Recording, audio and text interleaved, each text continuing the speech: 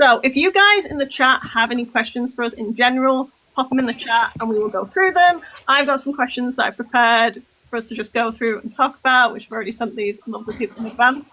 Does everyone want to like introduce yourselves, just in case people aren't familiar? I'm Sarah. I'm also known as Lady Crazy Dragon. I like Solus quite a lot. That's what most people know me for, but I've played Dragon forever. But Echo, you're next on my screen if you want to go up next. Hi, I'm Echo. I also really like Solus. And I do art mostly, which is also why you're not going to get to see my face, because that's... Briar, you're up next on mine. Do you say Briar? I did. Yes. Okay. I was like, huh? I'm like half deaf. I'm sorry. Hi, I'm Briar Ren, aka at @BeTheBees _ on the internet. I also love Solus a lot. I brought my 2 Soluses here today to accompany me during this talk. Yeah, they and pronouns. And I'm whoever is next. Faith was there, but now it's not. So I guess Vanessa. Oh no, this is a popcorn situation. Hi, I'm Vanessa. I go by she, they pronouns. I am a writer, a recently graduated PhD, and I am looking for a professor job. So if anyone knows of a university, this is not a job interview. Hi, okay, I really love Solus, and I'm wearing a Solus shirt for today's live. Okay, thank you. Go ahead, Felassanis. Yeah, I'm Felassanis, or just Fel. I love going by that shortened name for myself. Felassan's name's just my name now.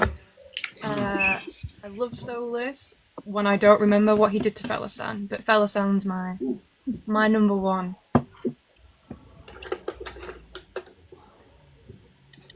Konn, you're next on mine. Hey, hi, I'm Konn. PurpleKonn on TikTok. I'm just a trans guy that has a lot of opinions on things that I'm not necessarily qualified to talk about. But if we're talking about our first and truest loves, Isabella is absolutely mine. I got her romance box. It's super cool. It's my emotional support romance box because every other romance has let me down desperately. Anyway, well, not in real life. Not in real life. I'm so sorry. In the games, my girlfriend went. Anyway, that's me. Goodbye. Faith, I'm inviting you back. Sorry to interrupt. Dee Dee, you're next on mine. hi, I'm Dee Dee. Can you guys hear me okay? Yes, Yeah. yes. Cool. I really like video games and Solus a lot, which is something it seems like we all have in common. And I talk a lot about too many things, so. Hey Faith, you're back. We got you back. We have gaps now. We're going to ignore that. Hi. My screen got frozen, so I had to quit TikTok and go back into it. Oh, but yeah, I'm Faith. She, her. Yeah, I love video games a lot. I used to identify as a BioWare girly, but no longer for the past years. I love Mass Effect was my first love when it comes to BioWare games, but I also really love Dragon Age, and I also really like Solus. Yeah, I don't know what else. I talk about a lot of RPG games. I like to try my hand at analysis and stuff, even though I don't have the right education for that. But you know, it's fun. We're on the internet. It's just for fun. So. Great, good to have you all here. Thanks so much for joining. So it's been 12 months since the Veilguard anniversary. I haven't seen any questions in chat, so I'm gonna just go with the pre-recorded ones that I want to know about you guys. So my first question was, what got you guys into Dragon Age originally?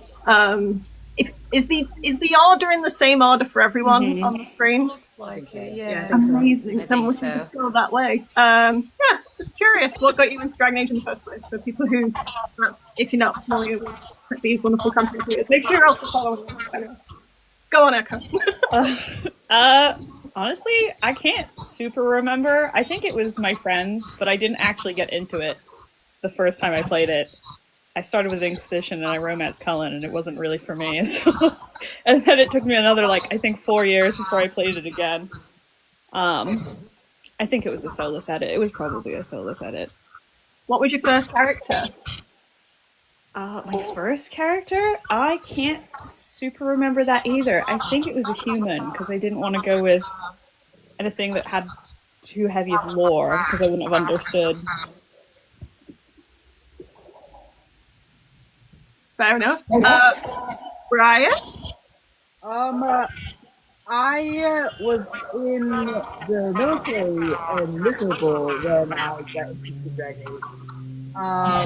My roommate saw that I loved Kylo Ren and go like, hey, do you like Kylo Ren on drugs? Do I have the elf for you? And introduced me to Solus. And I had this beat up laptop that sounded like an airplane taking off. But I was determined to romance that elf man, and I played it on the worst graphics in the world, but I get it for him. I've seen low resolution Solus. That is not good, bro. No, but you know what? I did it for love. Your speakers are echoing a little bit. Are you able to turn them down a tiny bit? Mine? No, Vanessa. Sorry. Is that better? Briar, speak. Hello, words. Yes, better. Thank you. Okay. And my first character was I think the prototype of my current character, Aetham. Their name used to be Emery, and they a very different personality than they have now. I would say more like very different. It's a completely different person. I'm gonna need more details on the first version at some point. The first version of Emery. Very, I would say, bubbly, very ENFP coded, I would say like Rapunzel, Disney Rapunzel vibes. How did you get to Aetham? So much trauma. It's the only way. Heard. But yeah, that's me. Vanessa? Sorry. Okay, I muted just to make sure I wasn't messing up the sound. So I'm actually one of those older normies that got into video games. I was into video games in my youth, and then I kind of had to grow up really fast and get out of them. But my brother came to live with me during COVID to help out with my kid while I did my exams, and he brought his PS4 with him. And that was a tremendous, that was actually the greatest thing that's ever happened to me. But I was also in a situationship with another poet. And he really liked Dragon Age. He romanced Morrigan, of course. And I immediately got Inquisition, and my first character was an elf who romanced Cullen, and I got very bored. So I romanced Solus, and that's when the situationship started situationing, and it was the Solus rejection, it was very cathartic to get through that. So yeah, so Inquisition will always hold a very special place in my heart for me. Well,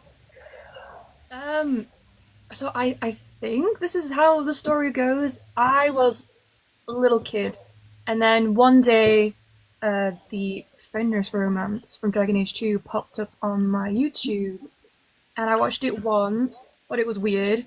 Watched it again, watched it again, watched it again, and it's something just awoken inside. But then I started with Inquisition first, actually. I cannot remember the character. It probably was a Llewellyn who romanced Blackwall. But I think that's because I was flirting with Solus, but got locked in with Blackwall very quickly, and I did not like it. Mm-hmm.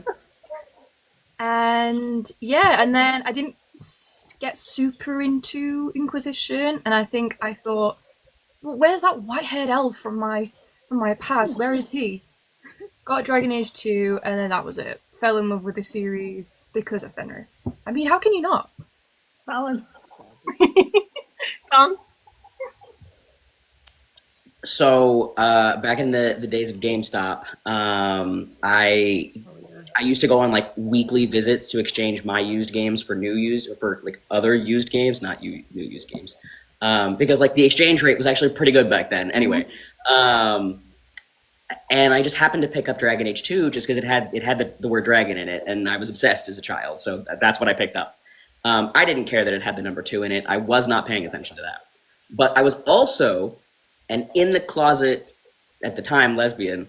Who was desperately searching for any kind of like expression, right? So I played a Marion Hawk rogue for the first time, and fell deeply, madly in love with Isabella and just the whole story and the dynamics between all of the different party members, not just your romance choice, but also just how deeply you explored each of these people's personal lives through the game. And I just fell in love with the storytelling of Dragon Age. And then I picked up Inquisition, and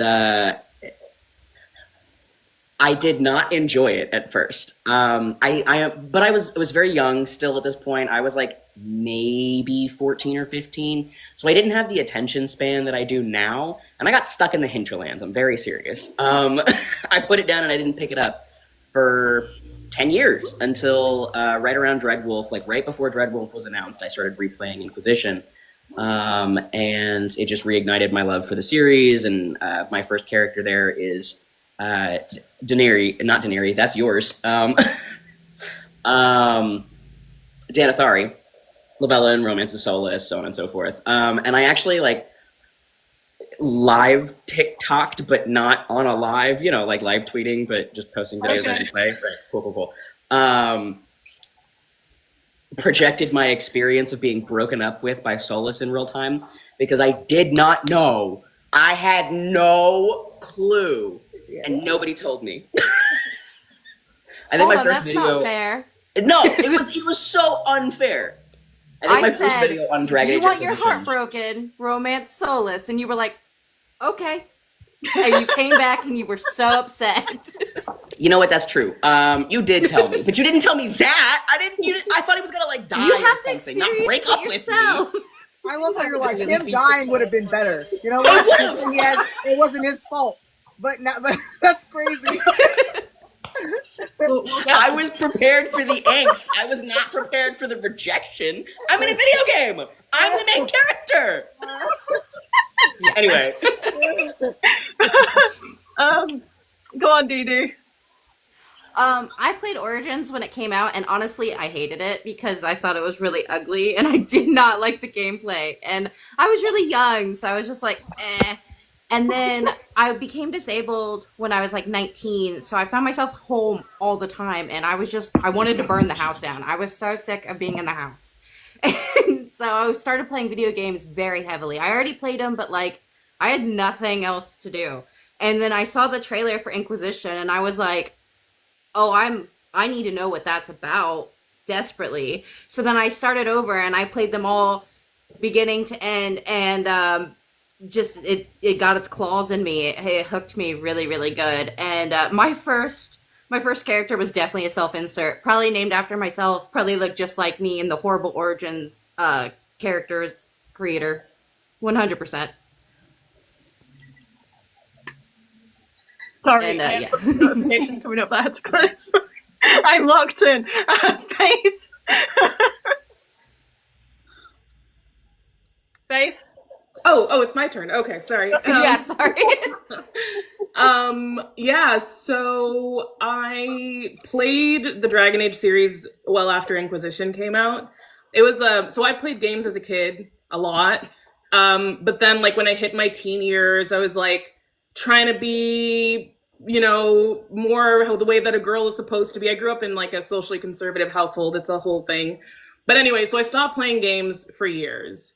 And then I went through kind of a dark period of my life, and I picked up the Mass Effect series, played them all through, devoured them, and that was around the time that Andromeda came out. So I played them twice, and then I played Andromeda. And then like after that, I was like looking for more. I was like, I need more of this. I need more of the storytelling and the companions, and like I just need more. So I bought, you were talking about GameStop, I went on eBay and bought Origins 2 and Inquisition for my Xbox. And the copy of Origins that I got, so it was kind of like Dee Dee's experience where number one, Origins was like a big downgrade from Andromeda, it like visually and gameplay wise. And then number two, it was like very dense with like storytelling and lore, and I just felt like it was so much. I was like, how do people get into this? Like, am I supposed to be reading something to go along with this? I would have pushed through, but the copy of Origins that I had was kind of bad, so I had to exchange it. And so while I was doing that, I went to Dragon Age 2. People on Reddit were saying, oh, you can play 2, it's fine. So I started playing 2, and I loved it. I like Fenris, Isabella, Varric, everything. I just loved the game.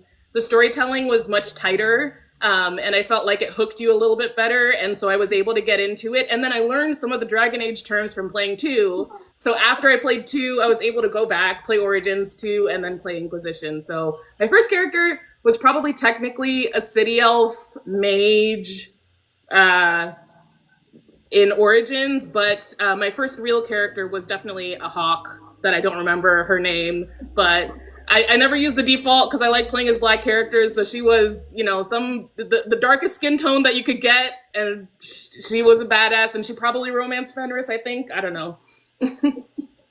Well, I'll do mine in case people are interested. I used to work at the British equivalent of GameStop in 2009, which is when Dragon Age came out. I played the game that got me that job was my love for Elder Scrolls Oblivion. Which came out in 2006. I was obsessed. That was the first game that I put over 1,000 hours in. Like it was just so good. And I love Mass Effect. And then I was like, 2009 rolls up, Dragon Age is coming out. Fantasy Mass Effect? Yes, please. I wasn't super interested in the lore, but you could kiss people like Alistair, and he gives you a rose, and I was in love with it immediately. That is the scene that got me to love this series. So my first character was an elf mage romancing Alistair. Never finished that run when he dumps you. I started again as a Coulson, and then Dragon Age 2 I despised when it came out because it was called Dragon Age 2. And I was expecting that we'd leave the city at one point, and we didn't. I was like, surely we're going to leave. What is happening? I romanced Anders that run, so I just had a really bitter feeling about Dragon Age 2 for a long time.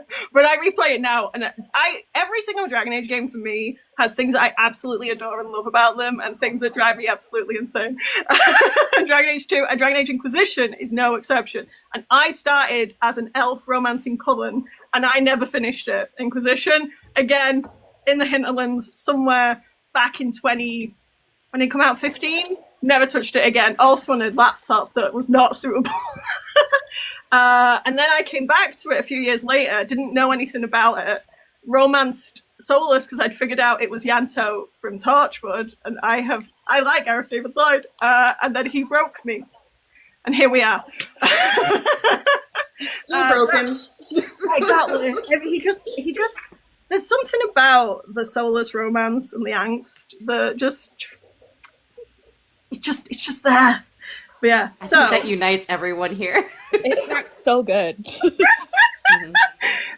It's 1 year since Veilguard's release. Well, a lot of us started kind of hanging out, I suppose, became mutuals during the build-up. Was there anything in particular from the build-up that you thought was a memorable moment, something that stood out? I'm going to do the same order. So, Echo? I think obviously like the first couple of trailers, or like the first gameplay trailer, that was like, I ate that up. It was delicious. It was a group call. I don't remember who exactly was in the group call, but that was really fun. And like, I did come off of TikTok during the hype build up because I felt like they were releasing too much. So I did an avoidant of like, I don't want to know anymore. I want to go into this as blind as I can. So but yeah, the build up was fun, and I made a bunch of edits with just the trailers, and then I didn't really edit after that, like, for a while. So That was my build-up experience, was just lots of editing. We made those like 7 minutes really count. We did. Cooked with them. So... Yes, I agree. Start if you're gonna play this game. Sorry to jump in to answer a question in the chat. Start with Inquisition because Dragon Age 2 and Origins barely work, and to get it to work is a bit of a slog. So if you just want to see if you enjoy the game series, start with Inquisition. And I'm not gonna say Romance Solus, but if you want to play Inquisition, start with Inquisition. And if you're like, wow, I've been in the hinterlands for too long, just leave. I think that gets everyone. Just leave. That one rift. That one rift. This whole game is the hinterlands. No, it's not. You can leave at any time. Someone starts telling you to leave. I think they added that in. It was like, we really should get to LA, you know? We should get to LA. I really get out of there. That they're like, hey, we're on a time crunch. Oh my god, the bears. Oh yeah, the bears. Well, Briar, you're up next for the thing. What I laughed when you asked what my favorite part of the lead up was. But it was the video of like, if I only could, I'll make a deal with God. 2 avocados for 10. Really? How could you say that right as I'm taking a drink? I almost ruined this live. That was my first ever TikTok that went like viral. That was my first ever TikTok that went viral. Yeah, that's the thing that made me follow you back. I was in tears, and to this day, I cannot listen to that song without bursting into laughter. There's like very few videos that like get me. That's one of them. And I fucking can't. But and I don't know. Yes, that video. You haven't. That's how you know it was good. Can't even talk about it. Yeah, so that video. It really captured the lead up to the game perfectly. That was our mental state at that time. Oh my god! I fucking love that video. I love it. I'm obsessed with it. That was probably like that was good.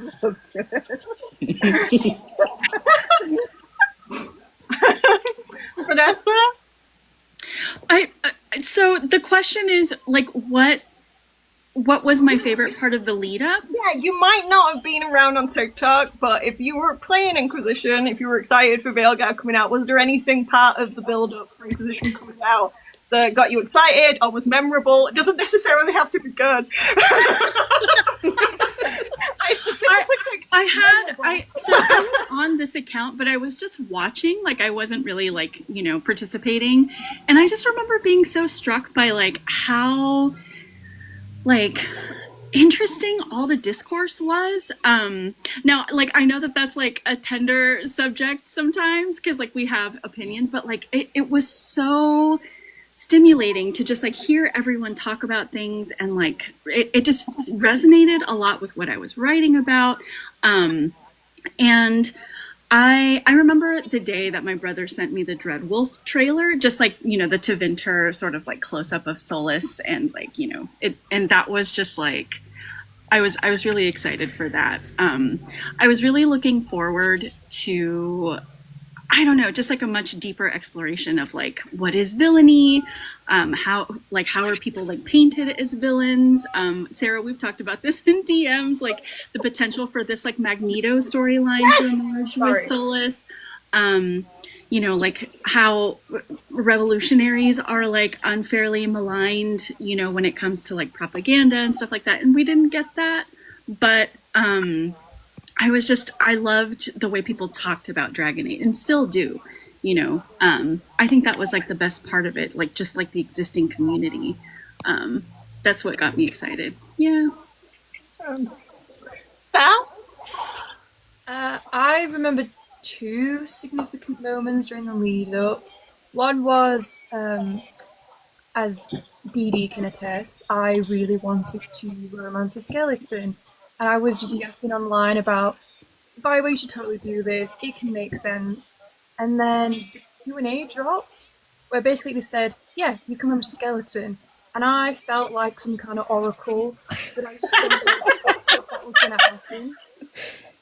And the second moment was when the game, I guess it's not a lead up, when the game dropped and I was going through it, the influx of messages I got of players ahead of me in the game saying you're gonna love this game, just you wait. And I'm there like, what? It was honestly like tens of 20 messages, so ominous, like just you wait. Same, Phil. I was like, what's going on? And I'm scared. And then I got to that soulless memory, and I mean, this chair I'm in, I broke my chair because of how far I launched my soul. It was, yeah, those were two of my favourite moments. Konn? I think my favorite part of the lead up was the resurgence of some of the old media. So specifically Tevinter Nights, everybody started talking about Tevinter Nights because it was one of the only pieces of media other than Absolution that was released post Inquisition. So it was one of the only things that we had to piece together what might be in Veilguard.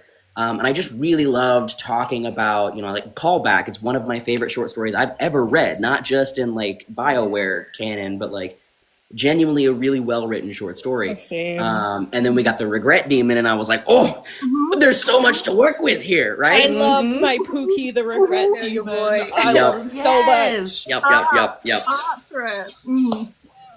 So I think that was my favorite part, probably. Didi? I really like how everyone was like slowly like whipping up into a frenzy. Like we were all foaming at the mouth. We were tearing apart every little bit of lore, like all the little like sneak peeks. We were like zooming way in and like highlighting one little word, and everyone was like making 10-minute long videos off of 2 sentences, and like we were all losing it, trying to figure out what was coming next. I think that was the most active I've been on here, other than initially with like Game of Thrones and Hot D. Don't want to go back there, but like I was like constantly like the Titans and Soulless and then just losing it. It was a good time. The voices. The voices. I went full conspiracy theorist when this game came out. Like me with the wall, like, oh my god, string, like that one Charlie Day meme. That was everyone. Yes. Yep. I made my own Glacier like theories. If we ever got a Dragon Age 5, I could throw that in the garbage. But anyway, oh, don't even get me started. Every time I was right, I was yes, and then every time I was wrong, I was just weeping, just like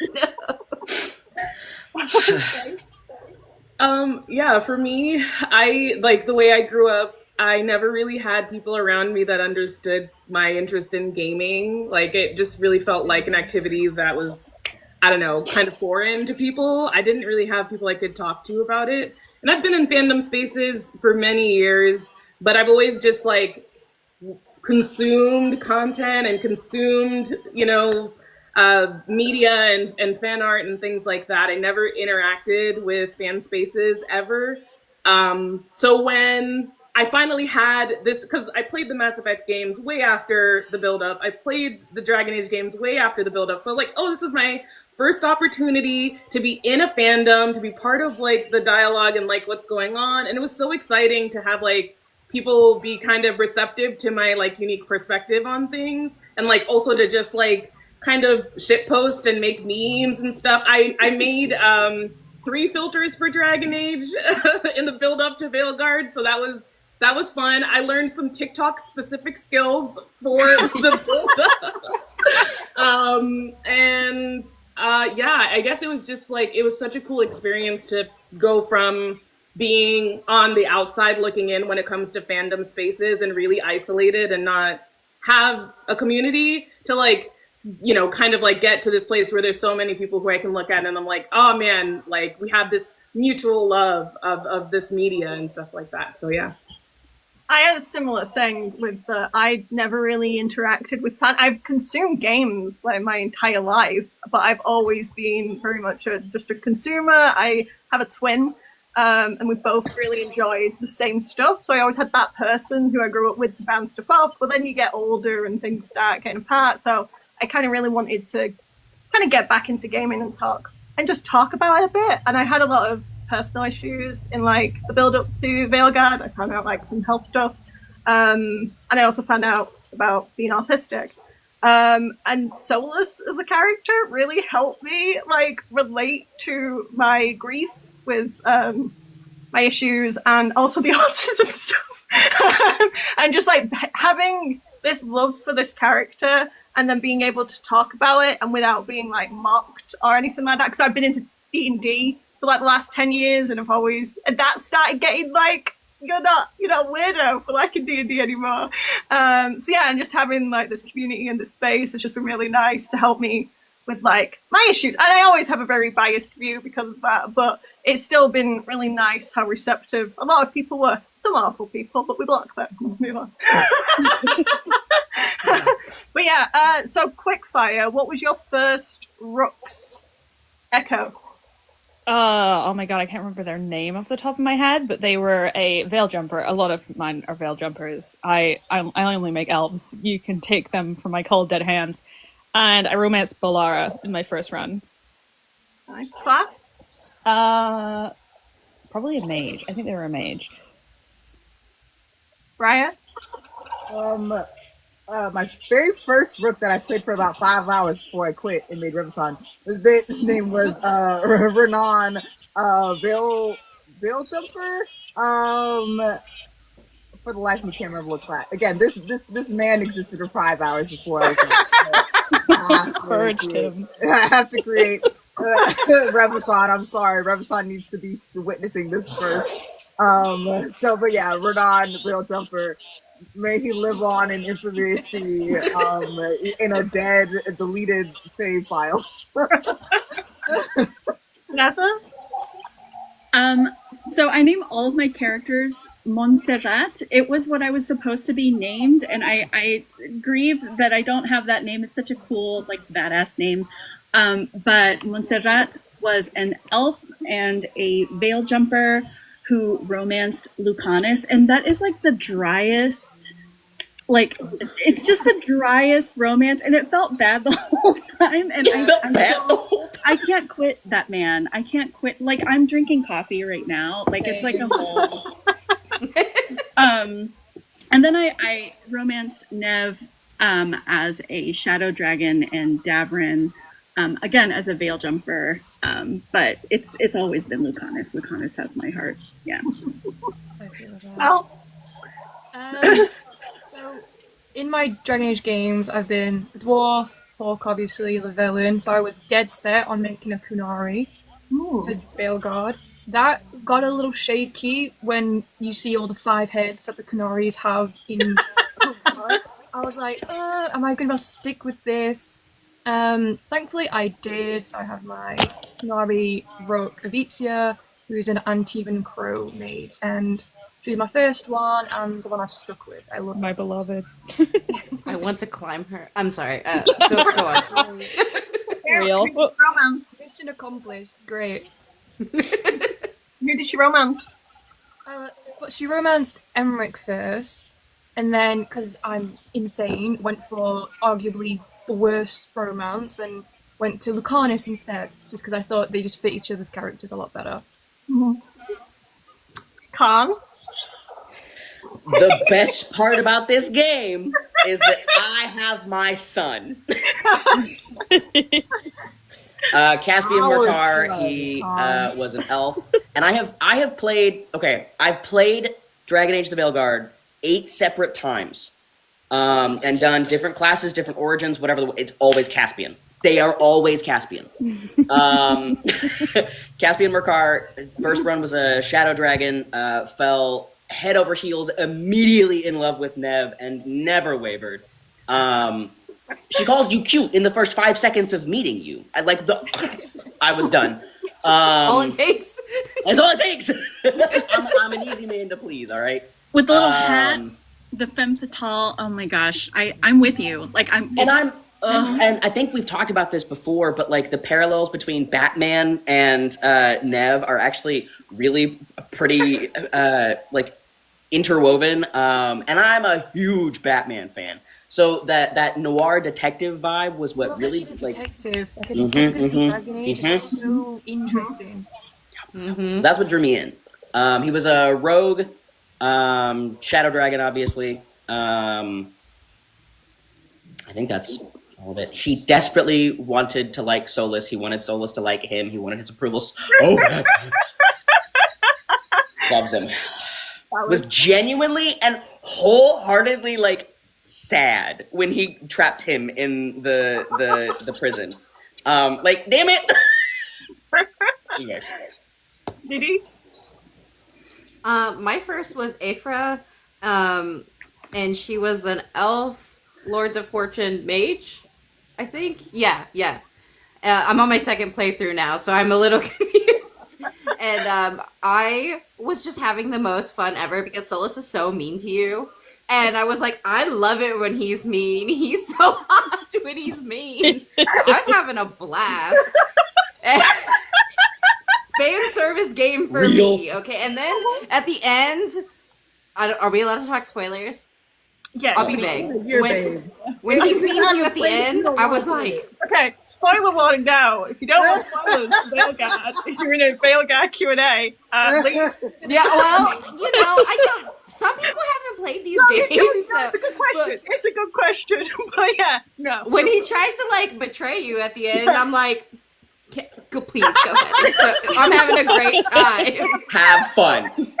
Yeah. So The little hand thing that he does. That's the hand thing. Yeah. I'm normal. I'm normal. The focus of every edit, that hand thing. Yes. I think it's the same hand thing that he does with the Veilfire lighting, the Veilfire. Yeah. It's so hot too with his sassy what? Sorry. I have a problem. Okay, I don't know. He's got me. Okay, I can't. This sounds like a solution. He's got me good. Yeah, no, it doesn't sound like a problem at all. Exactly.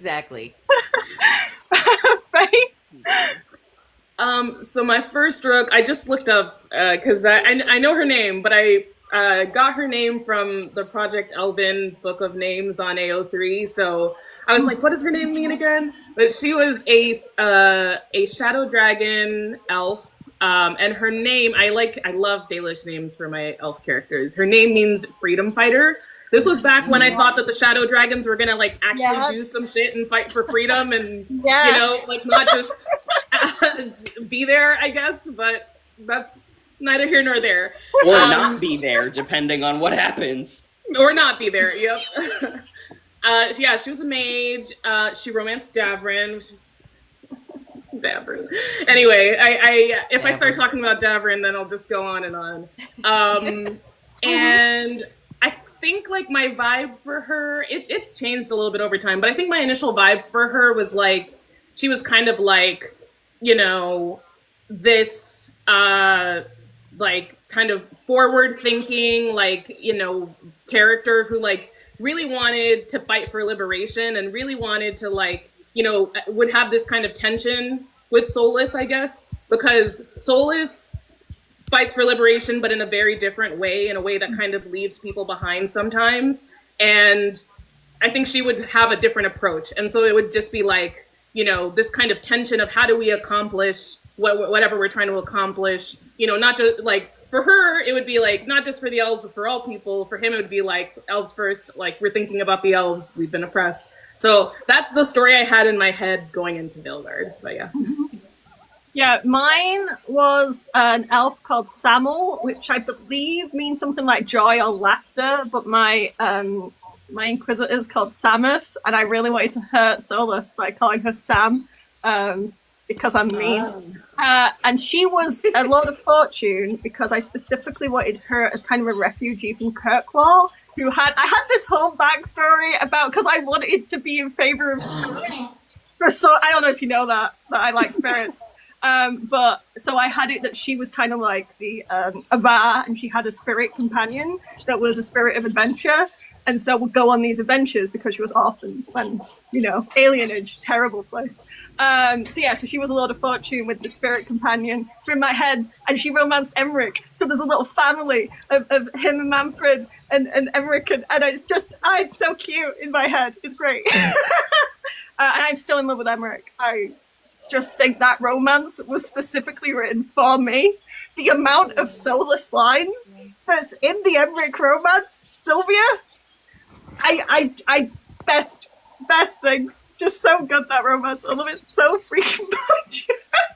He straight up says indomitable at one point. I was like, he says indomitable. And it's the whole My like husband?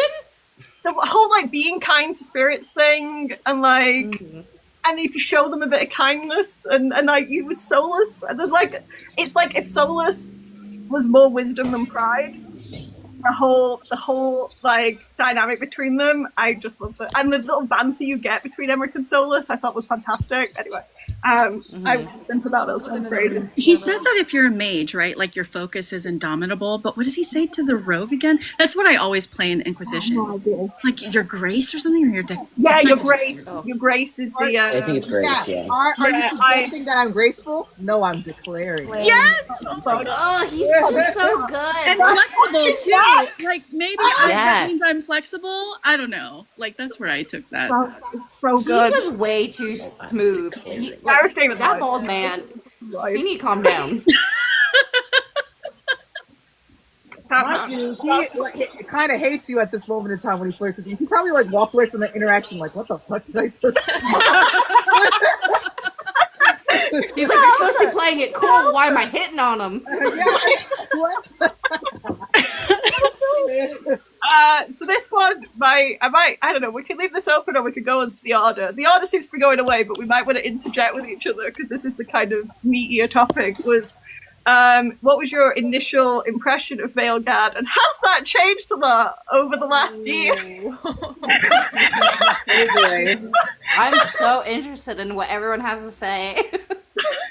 Well, Echo, you could go first. You're an arty person, and I know you have feelings. So.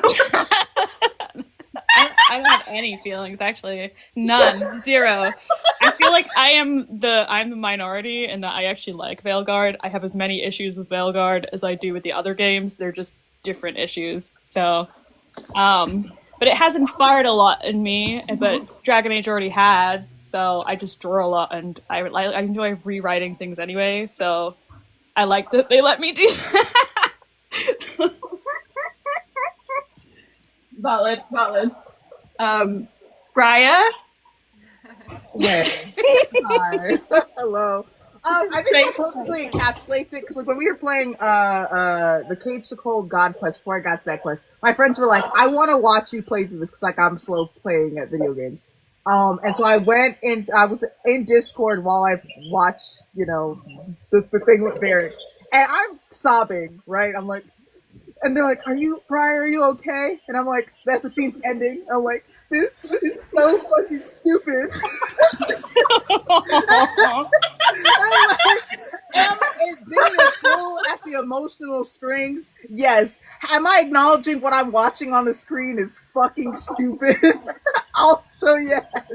So I feel like that was my feeling about Veilguard, was that I'm like, you are pulling emotional reactions from me as the player that have been earned because I'm invested in these characters, but as an audience member, you have not done the work within the internal narrative, if that makes sense. Yeah.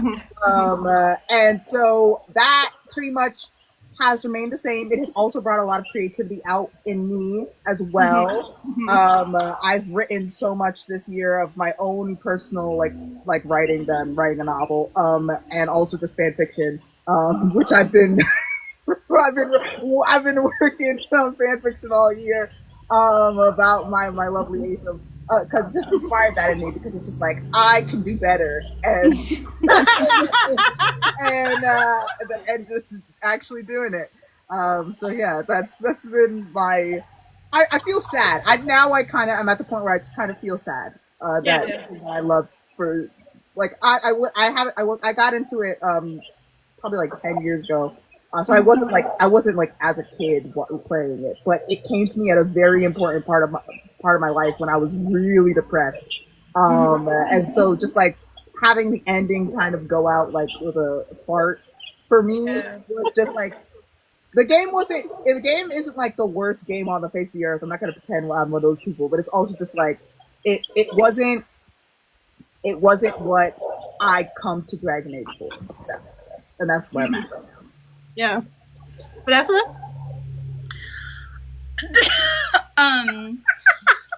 God, so I've got the pauses before everyone starts. Sorry. I have this many feelings. I wrote about Dragon Age in here.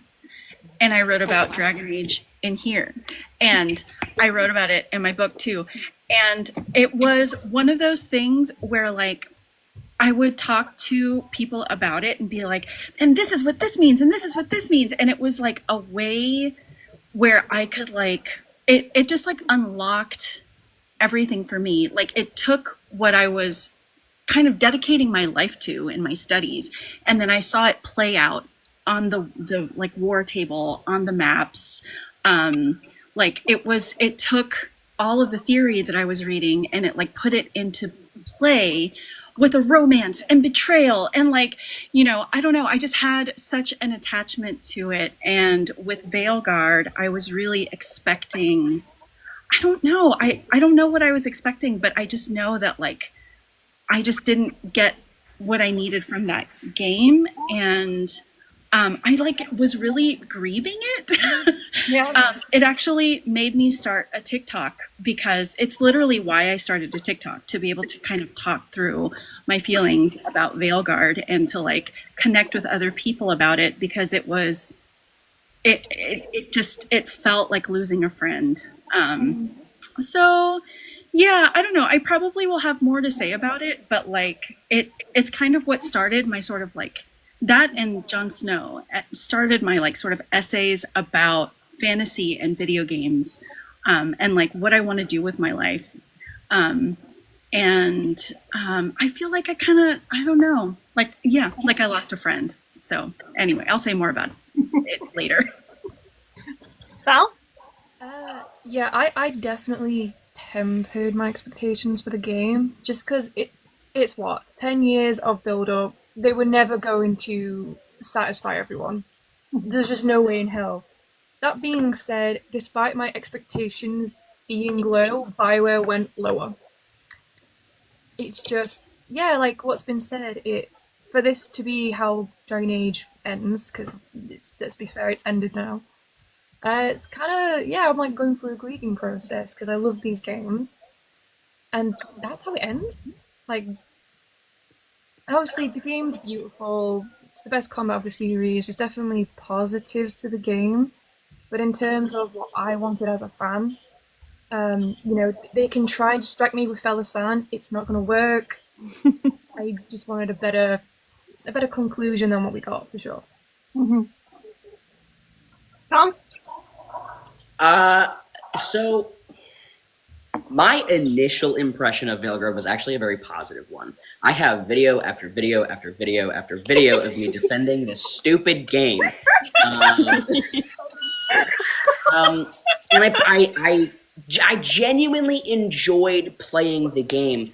And I think that I let that combined with my love of the previous games kind of cloud my analysis brain, because I was just like, no, it's fun. I like the combat. I get to go woo. You know, like it's fine. It's fun. The combat is very fun. I do like the combat too. But after playing it 8 separate times, reading every single codex entry that is to be found, finding every single piece of armor, every single... Pass the game in a different language, you get more codex entries. Really? What? Yeah. I did not know that.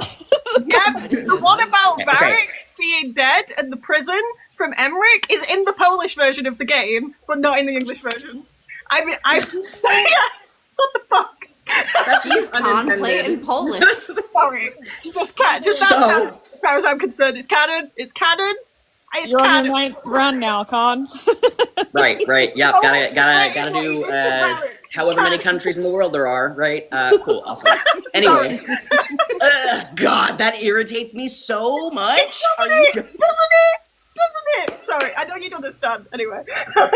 So, but after genuinely playing the games in order to play the games, to pick apart the themes and the narratives and whatever, and with how much they talked this game's themes up, the regret, you know, letting go, moving forward, blah, blah, blah, the way that they talked up the storytelling of this game does not meet what they did does not meet what they what they advertised it as. I am deeply disappointed with the way a lot of characters' storylines played out. I'm deeply disappointed with the lack of respect for previous storylines and flags that were given. I am deeply disappointed with almost every aspect of this game as a Dragon Age game. It's a fun game. It really is. It's pretty. I've got my son Caspian, and I got Nev, and I got Davrin, and I got Emmerich is cool, but like he's not my flavor. I don't like liches. I have a whole thing about liches. But anyway, it's got, and not even the bones. It has like the framing of a foundation for a good game, but that's about it.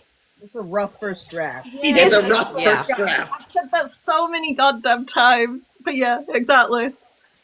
Didi?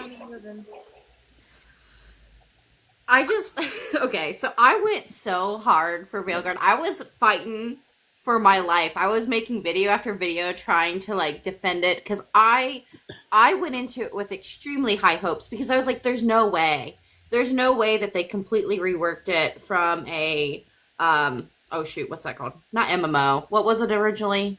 Whatever. The original iteration of it where it was a live service game. And then they completely switched it and they put in all this effort to make it into an RPG that there's no way they're going to drop every single ball that they possibly can. And I was seriously like, well, don't judge it till you play it. No doom and gloom. And then all of a sudden they started like dropping like only 3 questions from the previous games are gonna matter. And I'm like, oh no. And so then when I actually got I was like, I think that tells me everything I need to know. And then when I finally got my hands on it, it was like beautiful. And our Lavellin was there and Solus was there. And I just was so excited. And then something you need to know about me is I'm a completionist. I play games front to back. I finish every mission. I get every accomplishment. There's a reason that I have thousands of hours into this series. The fact that it took me months and months to finish my first playthrough of Veilguard, I think speaks for itself because I was like heartbroken. It devastated me. I was not getting anything that I wanted out of it. And this is the fact that I'm still only on my second playthrough, I think speaks a lot because it just, I enjoy the gameplay. I think it's beautiful. I think most of the romances are all right. And I like seeing that they wanted to do more with the series, with the executors, although those make me really mad, too, because that's such a Mass Effect thing to do at the end. But, like, it just wasn't it. It just wasn't it. And in my head, I'm rewriting it. It's its own thing now. So. Faith? Yeah, no, I agree with most of what's been said here. I remember making one video where I was like still crying after the Fade prison with Varric and all of that, and just like kind of reliving that and all the just like the kind of the shock of the twist that the narrative. I didn't really. There were people who predicted it live while they were playing the game. I didn't predict it because I was like, there's no way that they're gonna say it was all a dream or whatever the fuck. So, like. There was that initial shock. I think I had, and also I made a really long video talking about the combat in the game and why I think that Veilguard's combat is good actually, and dipping into ludology a little bit. So if you want to watch that, it's on my page. But anyway, I think that I had some initial protectiveness over Dragon Age as the fandom and then also the games, because there was a lot of vitriolic, homophobic, sexist, misogynistic, kind of talk around the game, and transphobic as well. And so I think I wanted the game to be good, and I didn't want to say anything bad about it, because then it's like all those people who are saying terrible things about the game that have no basis in reality, it's like affirming what they have to say about the game. But I like, if I went back months ago and looked at some of my original videos around that time, and I do start to question, like, I don't know, guys, like really early on. And I remember taking a little bit of a break from content because I was like, I don't agree with a lot of people who are saying that this game is written well. I don't know. Maybe I'm wrong and maybe my opinion is bad, but I don't. There's things that I just really don't like about the way that the game ended. And yeah, and I remember that first video. I do talk well about the ending because it did make me feel like Mass Effect 2 kind of. Yeah. But I think that's actually kind of what makes it bad a little bit. Yeah. Is that this is a Dragon Age game. We come to Dragon Age for like a certain type of storytelling, for a certain type of political world building, and certain pillars of the way that the world is formed. And those are abandoned in service of something exciting towards the ending of Veilguard. And I feel like they rely on nostalgia without like our nostalgic feelings towards the game to get a reaction out of us without integrating what like that nostalgia is built on. And I feel like that's kind of disrespectful and insults our intelligence as a player base, because I think if you're in this live, you probably think that games are art. And I feel like a lot of times people feel like it's okay to make people who play video games, it's okay to just give them slop and they'll just like it. And it's like, it's just a game, whatever. And it's like, no, games deserve to be written well. They deserve to be narratively satisfying. They deserve to have layers to them. If you're going to put the work to add all these different protagonists and so many different threads and this culmination of a game that's supposed to be like the pinnacle of the storytelling, the work that you've done over all these games, then I would rather have like, I don't know. I go back and forth. I'm like, would I rather have never gotten Veilguard? I don't know. I think I probably would have always hated BioWare for not making a last game. But on the other hand, it's like, there's so much wrong with what we got that it frustrates me and it's hard to go back to. Yeah. Mm-hmm. Yeah. There was definitely anyway. Disrespect towards older fans. And yes. I feel like. Pretty disrespectful in my opinion. Yeah. What they did to South Felassanis in codexes, nonetheless. So a lot of people don't. My sister didn't know, so I have a twin sister. Like I mentioned earlier, she didn't know what happened to South Felassanis because she is the opposite of me and doesn't read any of the codexes. And I had to tell her, hey, by the way, so that off screen was a choice. Insane. Choice, for sure. With like I'm gonna answer this question as well. I think I get a reputation for being quite a positive person in the States. And when the game first came out, I was very positive about it. But I was in my life, I was looking at this game through a lens of grief. And I can still see that in Solus, the way that he self-isolates, the fact that he doesn't have his people. I could understand why, and all these things that I could put together, going through the lighthouse and the environmental storytelling in his isolation, I thought was really interesting. But I wanted it there more, so I didn't have to keep doing videos to point it out. Because again, it's up to interpretation. And as time went on, it just really, that was a very me-centered way of looking at the game. So the other expectation of looking at the game from what a lot of other people wanted with the freedom fighters and what Solus was standing for, I was like, okay, yeah, they really let the ball down here. And I started to get a lot more critical in some of my discussions, and I still stand by that. But the thing that really got it for me as a person who grief is quite important was playing Expedition 33 and seeing how good storytelling in a video game can be done so freaking well, specifically around grief and regret and loss. South of Midnight. Sorry. South of Midnight. South of Midnight. So good. Sorry. If we're gonna talk about grief. South of Midnight also is, in fact, yeah. And there's been so many good games this year. South of Midnight, Expedition 33, others that I'm forgetting. Not about. That wasn't great. Anyway, but yeah, that just. I don't know. I was coping pretty hard, guys. I've got to be honest. I have a really good talent of making myself enjoy something, even if it's not that great. Like, I'm not going to be so real. When I first played Inquisition, I hated the combat. I hated the gameplay. I was there for, like, the romances, and I having to do, like, the war table and stuff, and, like, sit for literal hours to do things drove me insane. But now I like it. I don't know how I did that, but, like, so I've done it with all the games, where I'm just like, you know what? I actually love this. I guess for me, a lot of it was two things can be true at the same time. Like, I can enjoy modding the hell out of this game and putting Solus in hot fucking outfits. Thank you, Ricky. If you're not following Ricky, follow Ricky. Shibari Solus, peak. The raindrops, amazing. Like, the quality, like, whoever did that, whoever sculpted Solus like that, I owe you money. Clearly, we had a Solus Mancer in the dev team that was like, I'm just gonna, just for me. Peak work. And then, but yeah, enjoyment and quality aren't the same thing. And just because you enjoy something when you're looking at something more critical, and then, yeah, I think that a lot of the conversations around Veilguard, people like, you know what I mean. It's hard. It's hard. The next question was, was there something that surprised you in the game? Good or bad? Either. No. There were no surprises in this game. How bad it was.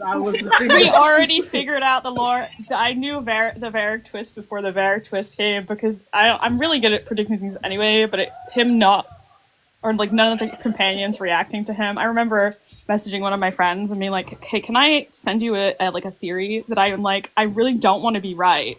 But I didn't want to spoil it just in case it was right, and then I'd spoil it because I was right. So I'm so sorry. My bad. So no, not particularly. I did like being validated in the being correct about things, though. I was like, yay! Woohoo! That was really fun. But I wish I'd added more things. Okay. Surprise. I also kind of like, I don't know what that is in the infirmary, but it's not Varric. I was very much that. I was like, I don't know what that thing is, but that's not my man. I guess I didn't know what they were gonna do. I thought like Varric was a lyrium ghost or something, but I'm like, well, if it's a lyrium ghost, I wish he would get to go on quests and stuff. And then they chose the worst option. For what that was. They had so many choices. So many choices Yes. for what? Because I was like, yeah, that's not Varric. At some point, I was like, nah, that's not him. The thing that tipped me off was that when the companions need to speak to you, there's a light above their doorway. The light in the infirmary never turns on throughout the game. Oh, I never noticed that. I twigged like Batman immediately though. I did it into Winter Nights as well in this story when he's a bard. I was like, that's my man. Yes. I see through your man. I see That's my man. I see through I see through your lies. I will say, when Solus decided to betray us was a surprise. I knew it was coming. But when it came, I was like, oh my god, what's happening? And I'm like, he's breaking out. I'm like, my friends are like, you should not be this excited about the villain tricking you. We were all cheering him on. I was so locked in on like what was happening. I will say Harding dying surprised me, but I was like, oh, sorrows, prayers. I didn't give a fuck about Harding dying. I was like, well, I really didn't. I did not like Harding in this game. Sorry all the Lace Harding fans out there. That's a surprise also. I don't know how they made a character that I liked previously with less screen time, how they made me hate her. I really do not like her. It's the people pleasing. I'm never going to sacrifice Davrin. I'm just never going to sacrifice Davrin and Hassan. Never. The fact that they didn't fact that they thought this was for me, it's not a competition. People are like, I don't know to choose Harding. And I'm like, Davrin, it's not even a competition for me. Harding will never make it out of this game alive as long as I'm behind the controller. Sorry to everyone. They're both my favorites, so it's like extra rough for me. I'm like, oh, my Pookies. Sorrows, prayers. I accidentally chose Davrin the first time. Same, I picked Davrin. I can't even watch it. When people make videos with the Davrin selection, I have to scroll. I'm like, I'm so sorry. I feel sick watching Hassan jump in after this. That was going to be my answer, because I was genuinely like shocked at just that scene. Like, I could not believe that I just watched Davrin and Hassan die. Like, I couldn't. I turned it in. It really bugs me that Hassan jumps in even if you don't do Davrin's loyalty mission, so they don't have the two-in link anyway. So I was like, Liv! Why are you running after that man? You don't care. He has treats in his pocket, Sarah. Seeing the edits of that, I was like sick to my stomach. they will never catch me sacrificing a black man who has passive suicidal ideation throughout the whole entire game. And then decides to live. Decides he wants to live. You will never catch me killing. And then he died. Sorry to Harding, but if you play, it does not make sense that why can't you hand the knife, the dagger to any other dwarf and have that happen? I'm sorry, I don't think she's vital to the cause. But that's Also, probably, like, the I lore was surprised that they implications. actually killed her off. I was surprised at that. I was like, oh, she dead. And I was like, that's crazy. Like, why did the choice between Davern and then, like, someone who is really important to the Titans and the Dwarves, it's like, fuck them, or the black male characters. So, like, either choice is kind of like, And what I are we think the doing Titans, here? they're gonna use Harding the same way that they used Volta anyway, Volta right? still exists. Yeah. So, Why like, can't she's Volta dead become a anyway. one? Yeah. I mean, I feel like they dropped the ball. on Bye- the Titan bye, war Harding. anyway, so it's even more of a reason to pick Harding. Like, Yeah. the Titan Well, lore also, went from she's- so cool to... Oh, is that it? Yeah. Yeah. It's Solus's fault. I love that Yeah. fucking meme. I hate it so much. This is Solus's fault. Oh, bitch, what? Yeah. At Sorry. any given moment. Honestly, yeah. Blame Sorry him for at every derailing with my opportunity. Harding rant, but yeah, I was surprised that they actually killed her, which is the thing that surprised us. Vanessa. What was I surprised at? So I'm gonna take this a little bit into like a different space. I was very surprised at the Reddit AMA. I was very fucking surprised at laying off 60% of the writers. Like not even 6 months into the game's release. I was really surprised at the way Gator like behaved on Blue Sky. I was just and then You mean Epler? oh Epler, yeah. And then Kushner buying BioWare. Like that is where my surprise is. This is what I'm surprised by. Is it bad that none of that surprises me at this point? Like, it was just, I was like, oh, yeah. I was like, there this it goes. might as well happen. Yeah, it's Just throw it onto self-imploding. the pile. There it goes. I feel bad for... Wait, yeah, Epler is still employed by EA, by the way, so I don't really feel bad for him. He still has a job. A lot of people don't. And that guy, if you see some of the data mine stuff that Anaris says about solar villains, which is so meta and was written by Epler, and is just vaguely misogynistic. I don't think I've heard these. It's haven't awesome. either. Yeah, what? So bad. That doesn't surprise me. I've been sat on that, and I'm like, I'm really tempted to share this, but I just don't. I don't. It's just none of it's good. None of it's good. I feel Epler. I don't know. I know people who are part of the creator council as part of Veilguard, and they have said to me that Epler was very much a person that was championing the old decisions. And Weeks has said the same thing on Blue Sky.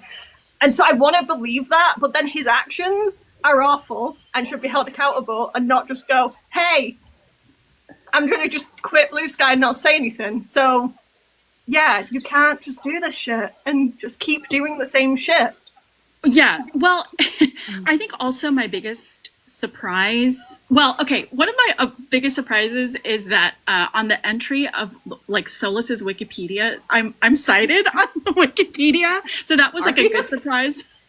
But I think like the biggest problem I had is the direction that they took the veil coming down, and like and the way that it ended up becoming like an anti-revolutionary, anti-indigenous, like, you know, it just they were so scared of making a statement through Solus that they ended up making like a really fucking problematic game. And I haven't known how to talk about it yet. And Sarah, you were talking about grief, and like video games are kind of like where I worked out like a real PTSD diagnosis after my marriage ended, worked out my divorce feelings, you know, and grad school is really hard. So you like work things out there, and it becomes this sort of like meta story. And when you see like a meta story sort of literally turn against its fans and turn against its like the people that it mattered the most to. I was part of like, you know, this like sort of BIPOC fandom Reddit, and people were like really shook by Veilguard, and there's still a lot of grief about, you know, how they handled Solus. So that was my surprise. The line even where just Mithal says the elves don't deserve to have the world they love destroyed. And it's like, none of you are asking them, what the fuck? Who are you? Either of you to speak for them. And it drives me insane because it's like, they treated you as though you were insane for even thinking Solus had a point. And it makes me so mad that they did that, because a lot of people did think he had a point. That's, you know. And so did Masked Empire. Like, Weeks wrote Masked Empire, and so many threads, even from the book that Weeks wrote, where are they in Veilguard? And it's so weird and just grief.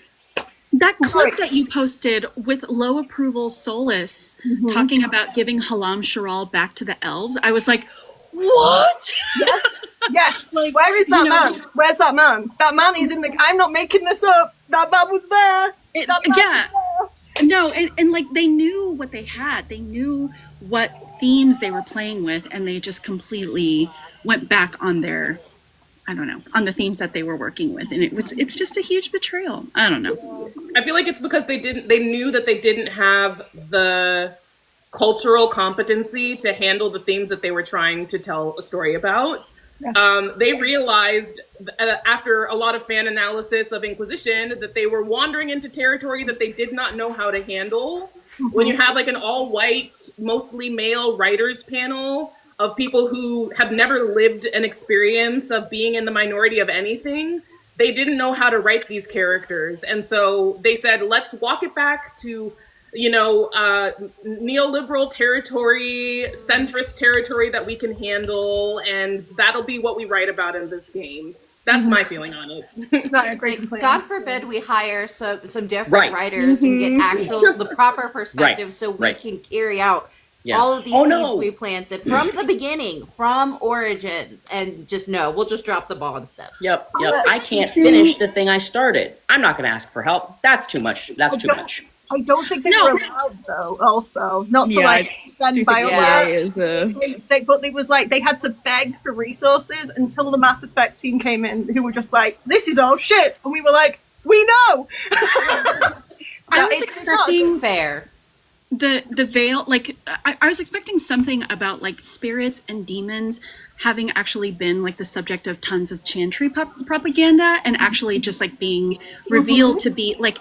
based in like Puritan fear of like, you know, like the other sort of, you know what I mean? Like I was expecting so much, like today being Dia de los Muertos, right? Like that's when the dead come back to us and, you know, spend the day with us on Earth. And I just expected something to be like, oh, okay, like the way that we understand the other side of the veil is wrong because of the way the chantry paints, you know, I don't know. There's some banter with Cole, if you keep him as a spirit in Trespasser in the library, where he says that this is how I'm meant to be. I'm not some broken thing. I'm meant to be here. And it really resonated with me with being autistic, and the way that like he understands the world isn't wrong. It's just different. And again, Weeks wrote that. Weeks wrote Cole. So those themes I feel were definitely there. And I think that we're like, not insane for thinking that was going to become something more when we had characters like Cole. And yeah, it's just, I feel so many feelings. Sorry for interrupting, I get excited. I think we're up to Fel. What was the question? Surprises! Surprise! It's obvious the Felassanis cameo. I feel like I'm just going to be talking about this fucking character. You're allowed. So you're here. He's the best. Like I get it. He's so fucking hot. Yes. Like before we even knew what he really looked like, we were like, he's super hot. Then we start seeing him, and we're like, validated. Why, Briar? Why do you think Revisan is my favorite of the two OCs that I know of yours? He looks damn near. No, yeah. That was fun. Love Atham to death. I think that's another thing that surprised me, that I drew Felassanis very close before to the him. game. And it looks like I was like, did I did the same thing, except I gave him slightly curlier hair. I think that was like the only difference. Prophet, I prophesied. You know what? That was also the bingo cards we all did, and we all put Varric in it, and it was like, oh, yes, we manifested this. This is our fault. I mean, it was wanting to kill. It was the most obvious thing. He was going to die. The White's Conference too. He was always going to die. Anyone who thought he wasn't going to die, I'm so sorry. He deserved more and better, 100%. But he was always dead. Like. I just didn't want it to be true, you know, because it's an unsatisfying narrative. It's awful. It's an awful narrative. Terrible how they did that. It's bloody terrible, that ending for Varric. Varric. Also, it's weird because he's like narrating parts of the game, and you're like, you're not here. You can't Why do that. It. That's why I didn't think it was bad. Yeah. It's just the voices in Rook's head. It's like, why are you telling me what's going to happen in like an hour? Stop telling me things. I don't want to know this. Yeah, I want to go into it surprised. Oh my god. It was like terrible fan service for Dragon Age 2. It's like you did not understand what people enjoyed about Dragon Age 2. Stop reminding me about things about this game. The only part that I was like, I liked about it was that he died mid-sentence. There was something about that, a storyteller not being able to finish their last line, just really slaps for me, but everything else about it was just like, letting people finish their I super enjoyed the Varric is conservative discourse. That was very validating for me.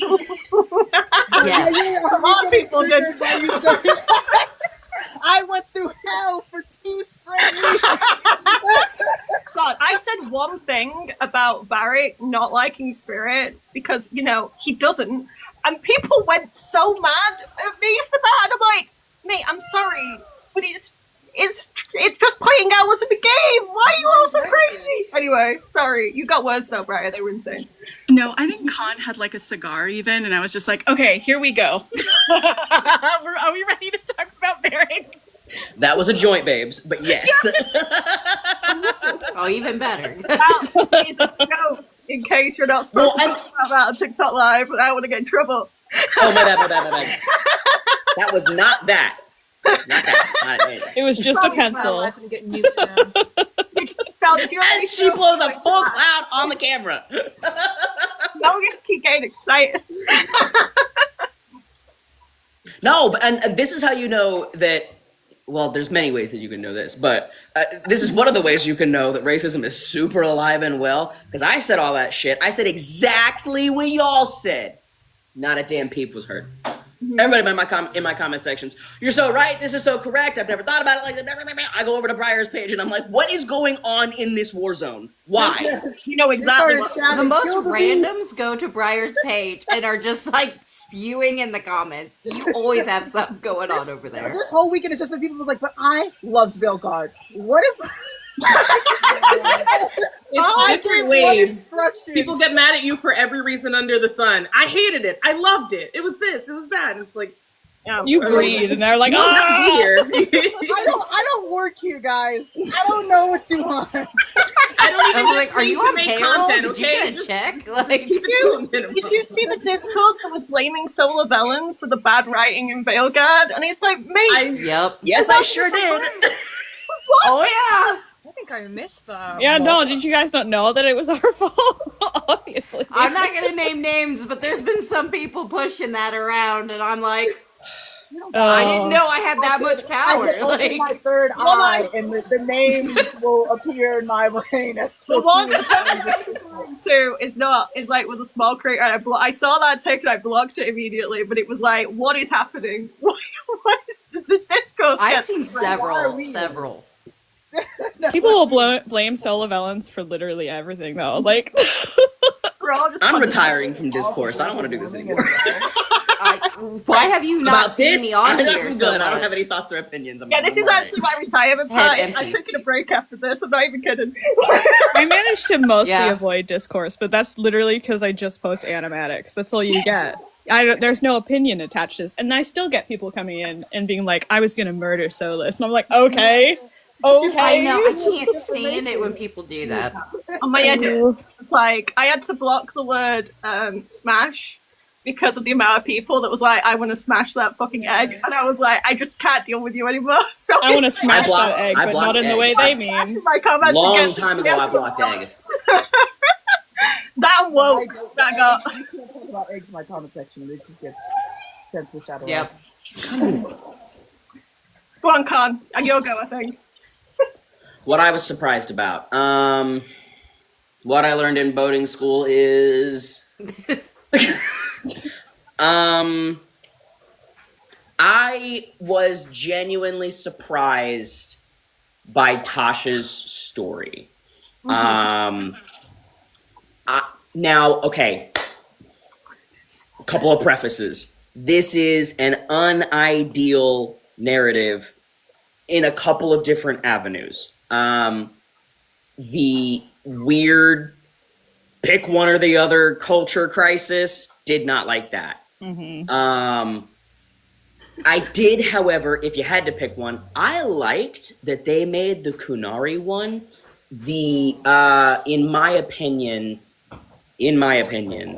the higher honor for Shathan. Because if you're honoring Shathan, I think that it should be something that she would have wanted, which was the point and the framework of whatever. So anyway, I liked that they made the Kunari option feel a little bit more meaningful, in my opinion. Anyway, but Tasha's gender story, is it a little bit jarring sometimes? Sure, I understand that we are not used to seeing things like non-binary used in a video game setting. I understand that it can be a little bit jarring. But I also think that anybody who can't get past that is a pussy, and should reevaluate. Because Tasha's journey in discovering who they are, how they want to be seen, how they want to present, and their frustrations down to a childlike and immature level with their mother, all make sense. They are all a really, really, really good parallel for what millions of people go through every single day with their own family, with their own identity, blah, blah, blah, blah, blah. So I was very surprised that we got as explicit of a portrayal as we did, and it was one of the good surprises that I felt like, this needs to be here, you know? Like, does it feel like Social Justice 101? I don't give a damn, because we've got a fascist in office. So that's my thoughts. One of the things I see, right, Tosh? Yeah. Tosh, and that's one of the things that I was gonna say, I think for is that people see it's like a self-insert. But I think that that's important to draw from your life experiences, and we saw that with Gator and Dorian. And I think it's why Dorian is so well written and so well handled. Now, do I think that Weeks could have maybe executed it better, like a lot of Veilguard? Sure. But I do think that drawing on those experiences makes that writing more authentic at times. And it's why not having diversity in other scopes and other areas is such a letdown and things like that. But I do think that words. I had a thread. It went away from me. I think the people that don't really like it, it's not for them, right? Like, as somebody who is non-binary, I related so fucking much to every scene with like that storyline. I was like, oh my god. I cried a little bit from one of the scenes. Me too. So it was so important to me. The scene where Nev, Tosh, and your Rook are talking about like what women wear as clothes, and when Tosh has that kind of like light bulb moment where like, I can do whatever I want. Like, I can do whatever I want. I could wear a dress if I wanted to. I don't have to, like, I could do whatever I want.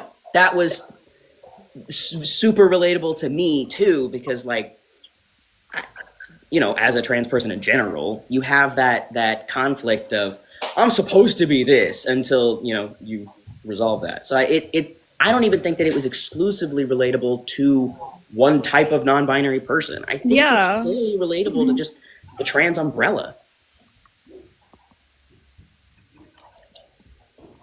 Dee. Oh, sorry, I was just focusing. I was thinking really hard about what God was saying.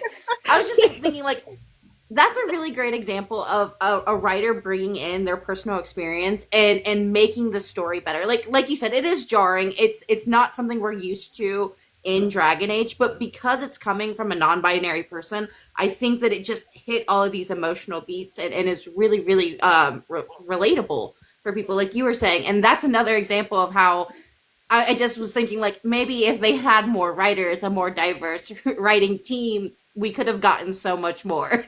Sorry, that's all I was thinking about. The biggest surprise for me, I know I've talked about it before, is that the veil didn't come down. I want to be so for real. I know we've talked about it a little bit here, and I know I've made a video, but the fact that the game genuinely ended with the veil still being up completely without any other options, I seriously sat down the game. I was like, I thought that was the one thing I was 100% sure was going to happen, at least in some form, some fashion. They were going to figure out some way, but nope, that didn't happen. Instead, Solus is bound to it, and okay, that's There's it. a little bit of me, the petty part that, like, the fandom that doesn't like Solus and wants him to die, that I'm like, ha ha, You can't die with him forever. I did a video with that. I did that exact video going, hey, guess what? All the endings pretty much the same. Solus lives. You can punch him if you want. The math. Yep. Yeah, no. It's Spirit Gates. You remember all the Spirit Gate videos? It would have been great. And it really, like, we've talked about Legend of Korra before, but I really was envisioning something more like Legend of Korra. You need to. It's so good. Everyone keeps telling me I need to watch Legend of Korra. Every time I do a Spirit Gate video, people are like, have you watched Korra? I'm like, no.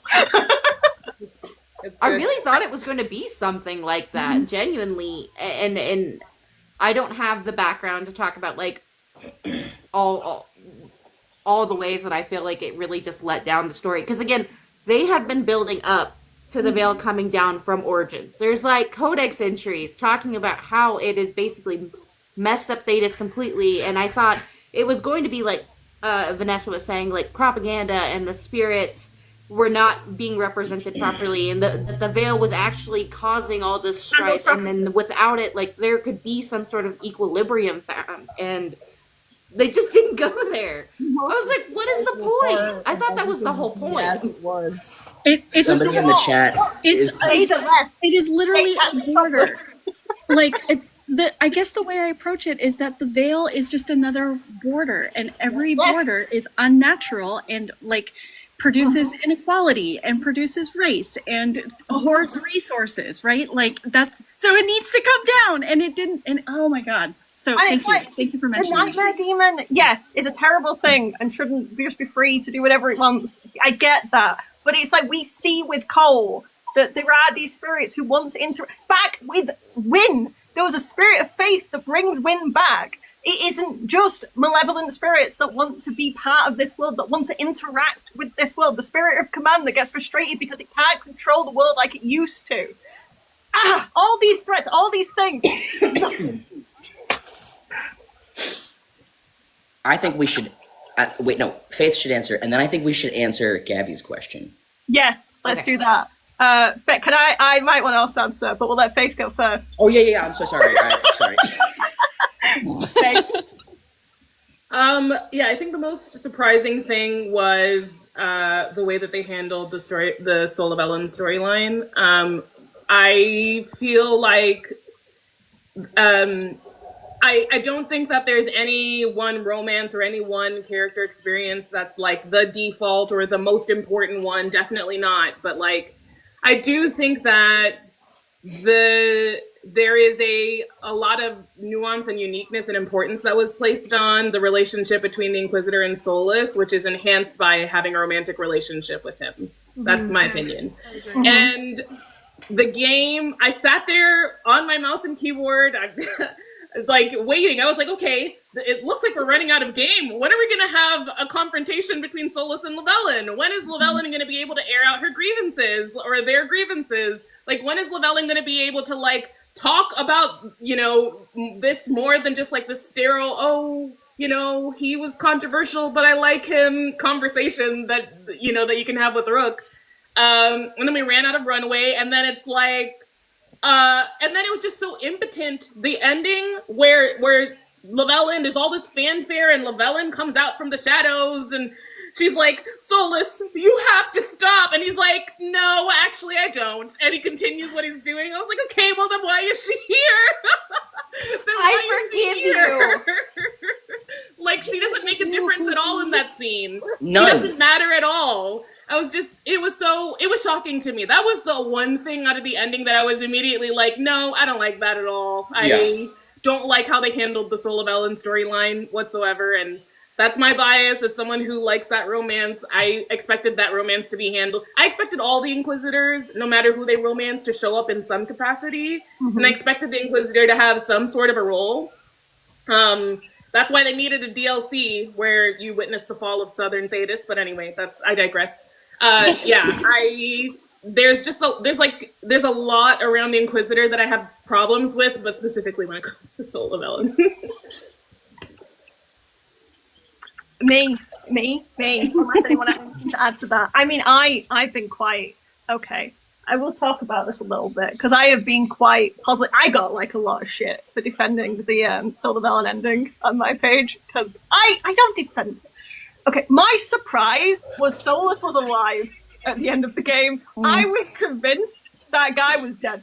There was not a chance he was going to make it. I have played Mass Effect. I know what happens to Maud in Solus.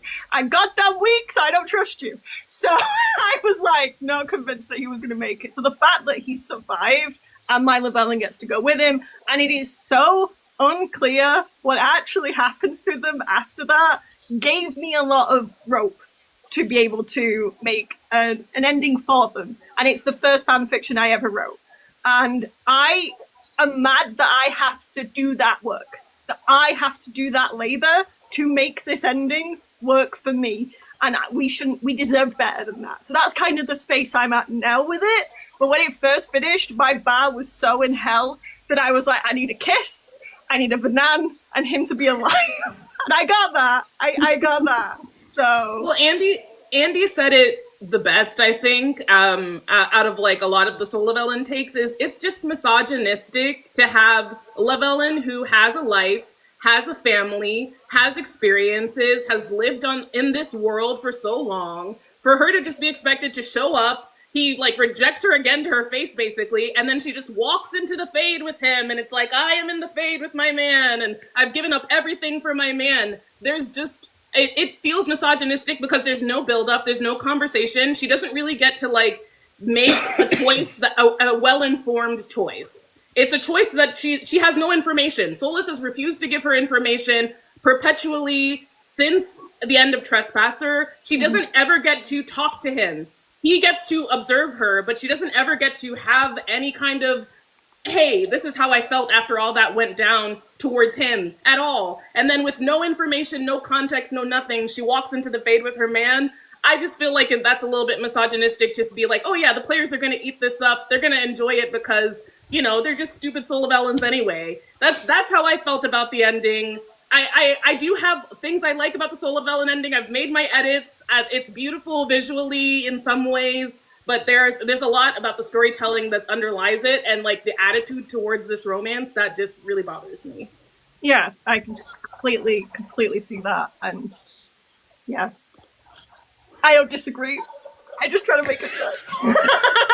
No, I'm not shooting down your opinion either. I agree with the making it work for your character, because I've also written my Soul of Ellen romances about, I've changed a lot of things to make it actually work for me. I can't take it from what the game gives us personally, but I agree with that we have to do work, and that's not fair to us. And I also agree with there are things to like about the arc of the story. I just feel like you know, like you didn't even build the full plane before you expected it to fly and land. Like there was so much that needed to happen to make that even close to work for me. I've done a video in the past talking about the Inquisitor as a whole. I just think was let down, and I think that there needed to be more interactions, more scenes, more treating them as a character in their own right and what their motivations are, rather than just them serving the plot for Solus. Same with Varric, same with Morrigan. All of these cameos were very formulaic for the plot and didn't actually go into the motivations of these characters, and it drives me insane. Why is Varric bringing up the Red Lyrium idol? Like, it doesn't matter. It doesn't matter. Whereas that could have been a scene to talk about Anders or something like that. It's such a of the fucking lyrium idol, and it just, though, in passing too, and it's just like, and we're never going to talk about that again. Okay. Well, that was the other thing I was going to say was a surprise, was seeing the chains of the slaves in Solus's camp, and then that never being mentioned again, like him freeing slaves, and I thought we were going to encounter some, and maybe we found out why he wasn't with, now, okay, we're just going to mention that, and then never build on it, and that was the thread for Veilguard, pretty much, was we're going to casually mention that Spite and Lucanus are forced together and not do anything with them. They knew that they couldn't write Malcolm X Solus, so they just decided not to talk about it anymore. They knew that they had no... yeah, go ahead, sorry. Hey, in the missing comic, which is canon, it says that Solus did more to free elves into than the Shadow Dragons, and I'm like, you clearly did not talk to each other. You clearly did not talk. Someone didn't read the books on the Veilguard team. I like that somebody said that those books were like required reading, and then they didn't read them themselves. Exactly. Yeah. Do their homework. I do actually have to jump off, but I have very much enjoyed the time. I hope you guys enjoy the rest of your time. Thanks for everybody in the chat. Thank you so much, Sarah, for hosting this. Have a great time. Bye. Okay, we did have a question, which I will get to. I think we have two. I'm so bad at keeping track, and now I'm scrolling. Gavi asked, would you be in favor of a hypothetical 5th Dragon Age game? Absolutely not. Now? No. If the old writers hadn't been fired, maybe. Yeah. But now? No, not at all. Not current BioWare. Not even BioWare at when Veilguard was dropped. No. If they that's how I feel. sold Dragon Age and it was made by somebody else, and maybe they brought on some of the original writers, but like, no. Currently, no. Personally, I think just let the franchise die. I don't know who they would sell it to. Me. That would do it. You know? Me. I'll fix it. Yeah, my dream to get rich enough that I can buy. There will be signs. If there was like a millionaire amongst our fan base who could like buy the fucking game and hire a bunch of fan people as writers, then I would probably be like, okay, maybe. That's right? One You would think. Yeah, I feel like my thing is that like why I'm just like I don't want a 5th game at all is because no offense, I do not trust you bitches. Yeah.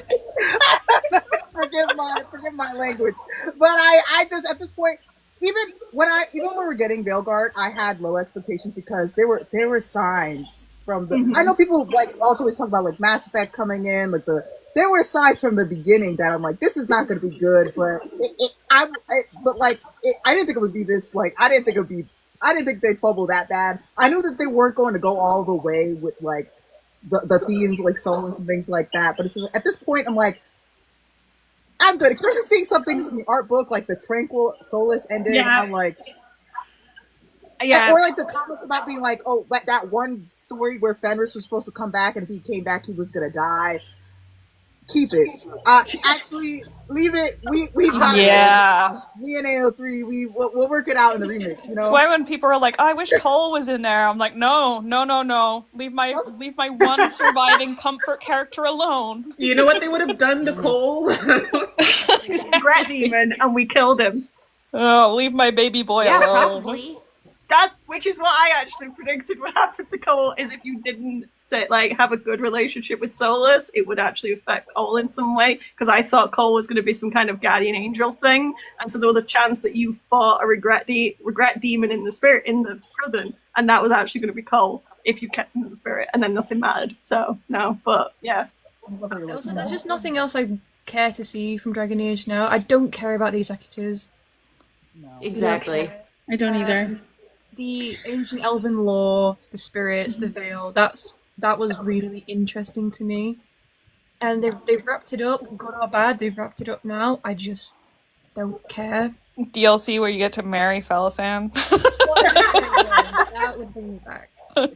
That's I would like a what I prequel see. though. Some prequel games might be interesting, but a continuation, I'm Or over a it. remake. I could do with a remake of Origins. Yeah. I mean, we need They're not going to do They that. already axed that No. idea.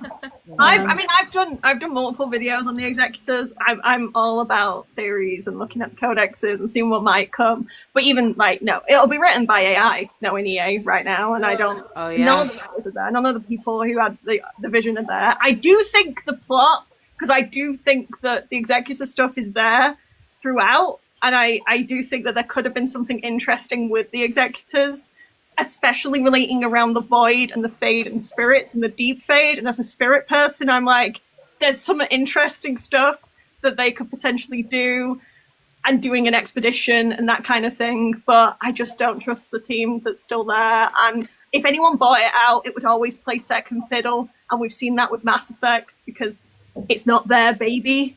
So why would another studio care? So I might be like the only person, and I'm actually sad that Konn left, because Konn was talking about like, you know, this fantasy of like Larian buying the IP and putting as much into the IP as they put into Baldur's Gate. And I don't necessarily think about that scenario, but like I do think about like what would happen if just some other indie studio bought the IP and just poured all of their heart and soul into it, because like the fandom is what has kept this story alive, right? Like, you know, I don't know if y'all were like in the Soulless dumps like I was, but I was on like Dump Drunken Dalish, just like reading through the blogger, just like working through my feelings and my grief, and like I just like still eat up edits, and I would be so willing to see this IP, but just after time has passed, after the grief has passed, and like I don't know, like if some like little indie studio were to pick it up and like completely reimagine it in some way, I would totally be open to that. I would be so excited for that. I don't see how, but I don't know. I believe in human creativity. I think even if they continued it in books or comics or something like that, like there's other ways to tell stories from this world. But yeah, and if they were willing to let it go, it would be good. And I love the optimism, really. Oh, sorry, Faith. No, go ahead. Yeah.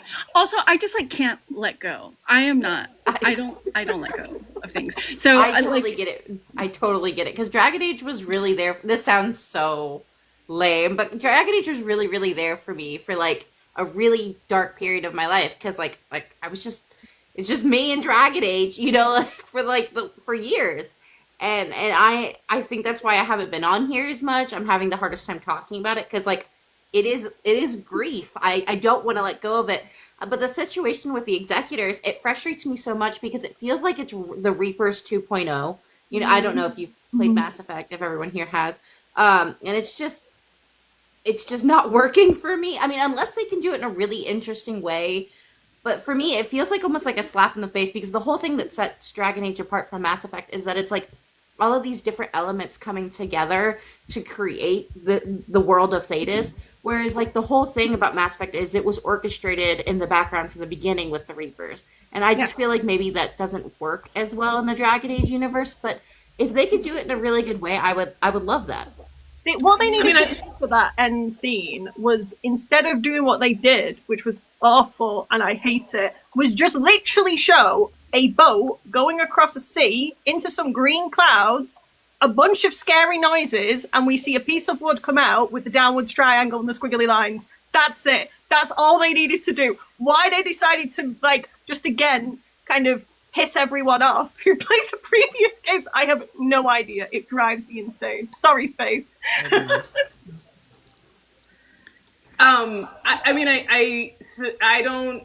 I could be wrong. I don't know if there's like a way to make a Reaper's story work for Dragon Age, personally.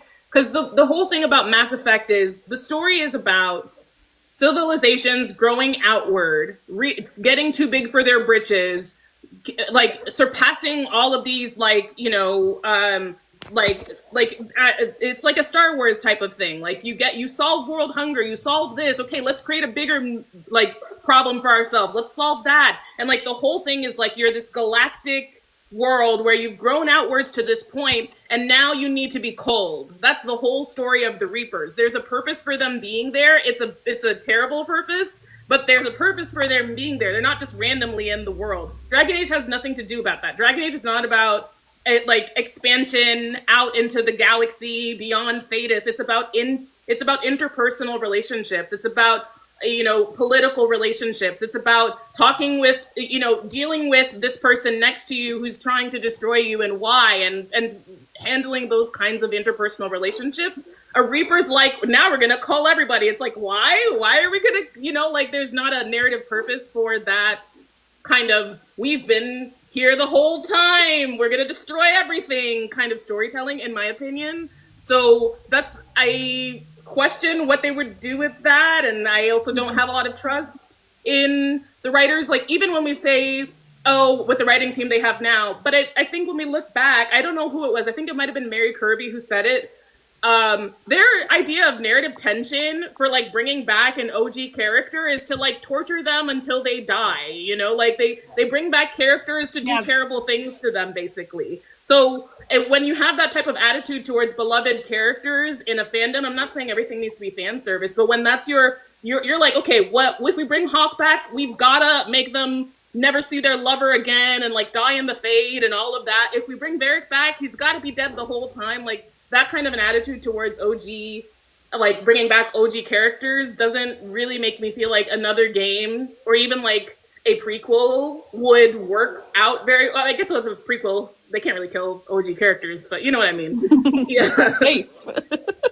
It's wild. Again, because as a Mass Effect fan first, to be honest, I think Mass Effect is the trilogy, by the ending, is fantastic. I absolutely love the storytelling. And when they brought the characters back, they had a purpose. They had a reason. There was motivations behind those characters and their choices in what they were doing, rather than what we see with Dragon Age a lot of the time. It's just to have that emotional impact rather than a narrative impact. And that's very frustrating. But yeah, I completely agree. Which does tie into what Void was asking as well, to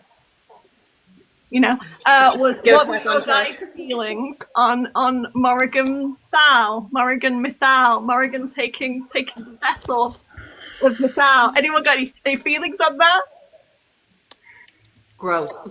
Again, I wasn't really surprised by anything in the game, so I kind of like expected it. I thought they would go a different route with it. I also thought they'd do more of the Well of Sorrows, which would make it make more sense, but no. So yeah, I mean, we saw I consumed everything that I saw in my timeline. So we saw the images of Morgan wearing the Mythal, headdress and stuff. So I knew that was where they were going to go with it. But what I didn't expect for them was for them to make Morgan completely flaccid and just like it's her skin, but she's not inside at all. Like, that's just not Morgan in Veilguard. I think with Solus you can see the echoes, but like with Morgan, it's just not that character to me. That's how I feel about it. I think like there was fire in Morgan, there was fire in Flemeth, and there was fire in Mythal, and they just took all of that out because they don't know how to write women, I guess. I've done multiple videos talking about feminine rage and how it's so diluted in Dragon Age now, and I think Gaida wrote Flemeth, and I think that must have come from Gaida, which is I don't agree with a lot of what Gaida's written around women, to be completely honest. But that Flemeth in 2, her speech around regret as well, which could have been great foreshadowing, by the way, for like, you have an entire speech around regret in 2. Did anyone play that game before they played Veilguard? Maybe. Anyway. And we just completely lose that fire in the late with Mythal, and what we see of Mythal as well. Mythal is done incredibly dirty. Yeah. The way the game set up for her to be, I would say, even the big bad for Veilguard. Yeah. Just like, where is this justice she's searching for? Where's this revenge that she was screaming about in Inquisition? Only to get reduced to, and it's one of the perfect examples of misogynistic writing. She is a mechanic for Solus's good ending.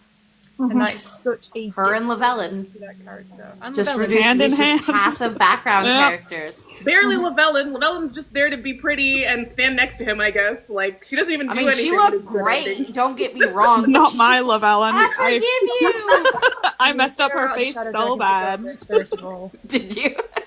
Yeah. She has a really big chin, and every time I make her, I accidentally do the same thing. I think I cook, and then I do not. In fact, To punish Solus every There time was- they kiss, you know? There was a comment earlier about how Larian would smooth the edges of Dragon Age characters, but no one smoothed the edges of Dragon Age characters more than EA. Like, especially when it comes to Morrigan. Like, I adore Morrigan, like the Witch of the Wilds, like that already just like being an apostate, being like outside of like the sort of chantry oppression, being a single mom who had, I don't know. I don't really understand what Kieran is still, but like, rejecting Flemeth, like there was just so much that was, she was just an empty vessel. I felt a lot of grief for Morrigan, and that's one of the things that I'm like especially upset about, because I feel a lot for like single mom characters as being one.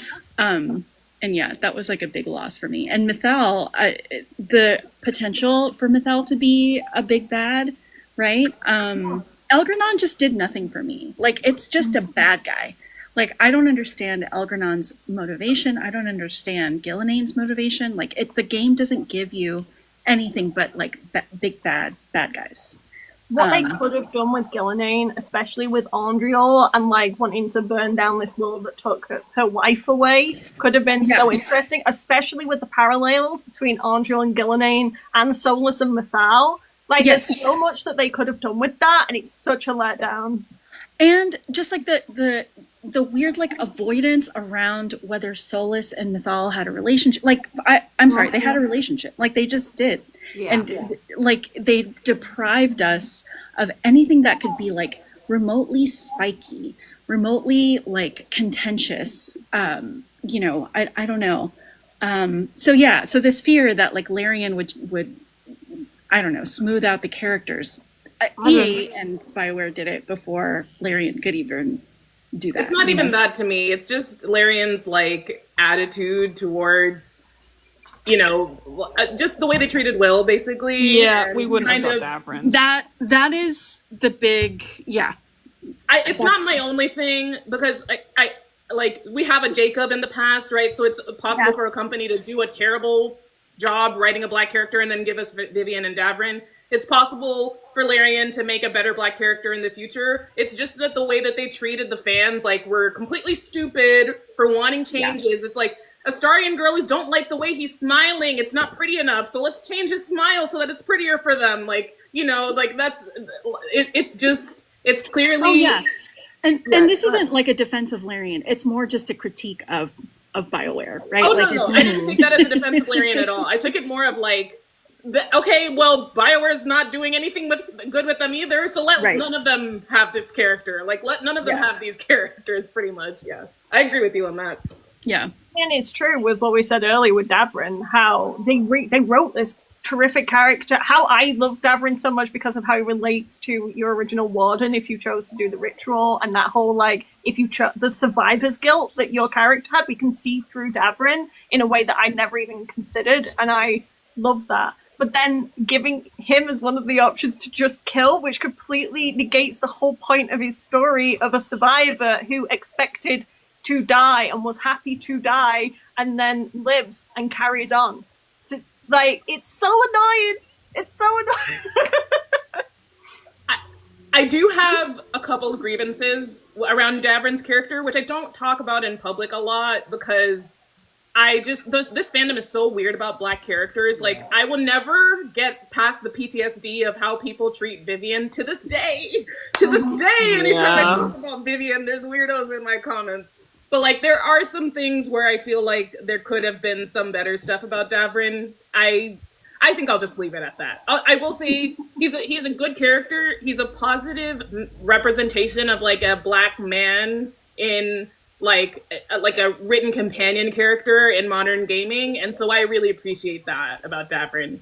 And he's hot as hell. Whoever The created boob models, window. good lord.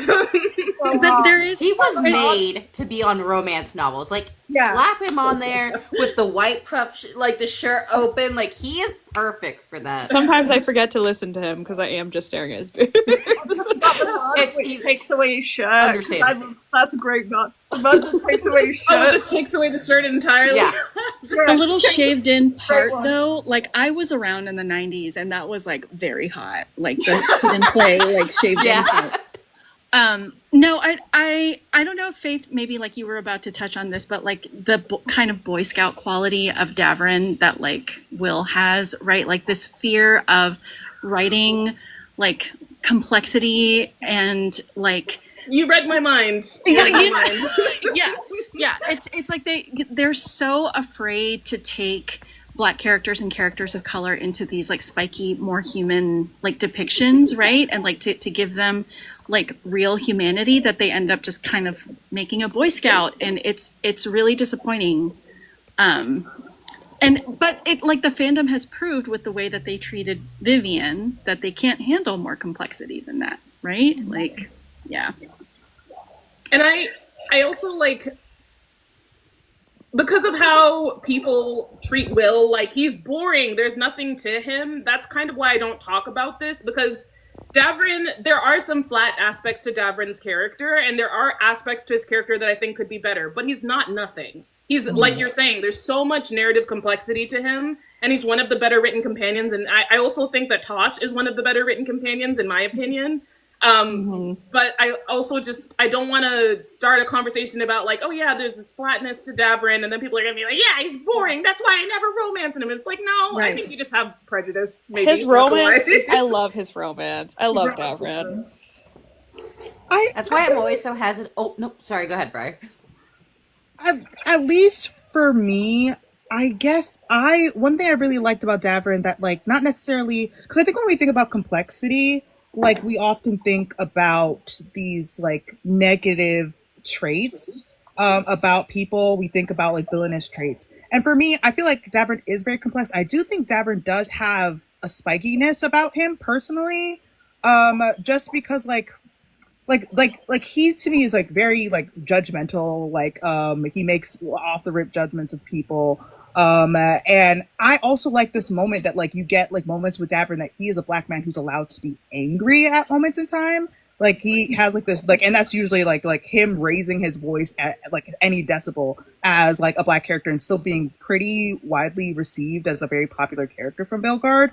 I think I like that about him. Like obviously he's not like the same moral complexity as like someone like Solus or Morrigan, but I think it shows that like there is room for complexity and like sharp edges that don't necessarily hurt anyone else but yourself, if that makes sense. So I think I really like that about Davrin and showing that, and I think his character is stronger for it. That he is sort of like this moral heart, I think, of the party in a way, but he still like will have his like, unlike Will, which I love Will, but like Davrin will more point out, be like, I don't like that, and be very vocal about like his thoughts and opinions, even if it's not necessarily love. Agree. There's a moment where he tells Emmerich, like, wait a minute, you brought back this wisp, right, and put it so that it could serve you tea, right? Like there's just like moments where like you see Davrin's like judgmental sort of, you know, I love those moments. In his rivalry with Lucanus. Oh, go ahead. I was just saying, he's one of my favorite characters to take to the memories with Solus because of his. I wait now for Davrin and take Davrin and Emmerich to the memories with Solus because his comments are a lot more nuanced than a lot of the other companions, especially like the one with the Blight where he says, I don't know what I would have done in that situation, especially as we have Dragon Age 2 where we see what happens when people get the Blight and you kill them, and that's fine then. Not now, though. So I do think that Davrin does have. I liked that. I had a point. It went away. It circles back to like to what Briar was saying about complexity, and I Like, I agree with everything that you said. I guess for me, complexity isn't necessarily negativity. It's like aspects of a character that create narrative tension. And Veilguard does a very poor job of holding on to narrative tension. It creates what you think is going to be some sort of conflict or some sort of tension, and then immediately dissolves it. This happens with Taj. This happens with the Lucanus and Davrin thing, which I was like, oh, I want my boys feuding. I want them to have like a real moment with this, and then it's just it dissolves into nothing. So like I agree that there's this judgmental edge to Davrin, this like, like, and I think it's comes from being a warden. But I also think it's kind of I think it's kind of black to be like, okay, I don't know about the demons, I don't know about the witch, I don't know about all that. He be talking to Hassan like how black people be talking to their dogs. You know you're not supposed to be up there. That dog does not speak English. Accidental, happy accident. I know that there was nobody on the team who was like, oh, this is a black ass thing to write in. No. That's what I was about to ask. I was like, this is like the whitest writing team. How did they accidentally stumble into that one? A miracle. But I completely agree with you, Faith. It is really hard to talk about Davrin in the wider fandom because it either gets people. Honestly, I get a little weird about the way that people talk about Davrin. I'm like, all right, he is hot, but you're this close. You're into a bad territory. Okay, all right. Let's simmer it down. Let's think about the hypersexualization of black men before we talk about Davrin. Okay, let's take a moment. And also, one thing that is so minor to me, I hate fan art that gives Davrin dreads. I don't know why. It bothers me so bad. Just because, like Vanessa, what you were saying, that line in his hair, like his hair is so black, and the fact that like he got a hairstyle that was unique to him and shows like, I don't know, it feels like very of the culture. And so when people give him like dreads, which is like long hair, I'm like, why? The same thing with Will. Why? He has a styled hair. Why? I like the lineup. Yeah, I like the lineup. I don't need him to have a different haircut. Exactly. The lineup is so black, and I'm like, all black characters, all fantasy black characters do not need dreads. This is me towards the Killmonger haircut. Like the Killmonger hair. Yeah, yes, we have or the Killmonger hair. Black people have so many different hairstyles, and you do not need to give him dreads. Release Davrin of his dreads. Let that man have his cool ass lineup. Okay, that's my PSA. And I'm done talking about Davrin now. I like Will with the dreads. I don't know about Davrin with the dreads. I think for Will, it's exactly. I'm like, who is that? Who is this that I'm looking at? This is not Davrin. Where's one his thing lineup? that kind of like racially resonated with me was like the Lucanus Davrin rivalry. I was just like, not the black and Latino rivalry playing. And then they didn't even do anything with it. I was like, this could have been such a cool narrative moment. And then they were like, actually, I just forgive you now. We're best buddies. The only way they could have resolved that is by talking about Zevran, which I think we all saw that interview where they're like, who's that? Oh my god, we don't know her. She doesn't even know here. I think that perfectly illustrates what's wrong with Veilguard. No one knew what was going on. Yeah, they didn't want to talk about Zevran. That's the problem. They didn't want to talk about her beautiful baby boy. That was the issue. It's over. It was over at that interview. I knew it was. I actually looked so embarrassed though at that interview. I mean, I am not an absolute defender, but that he was very cool. But he's like, they're gonna fry us. They're gonna beat us up in the comments.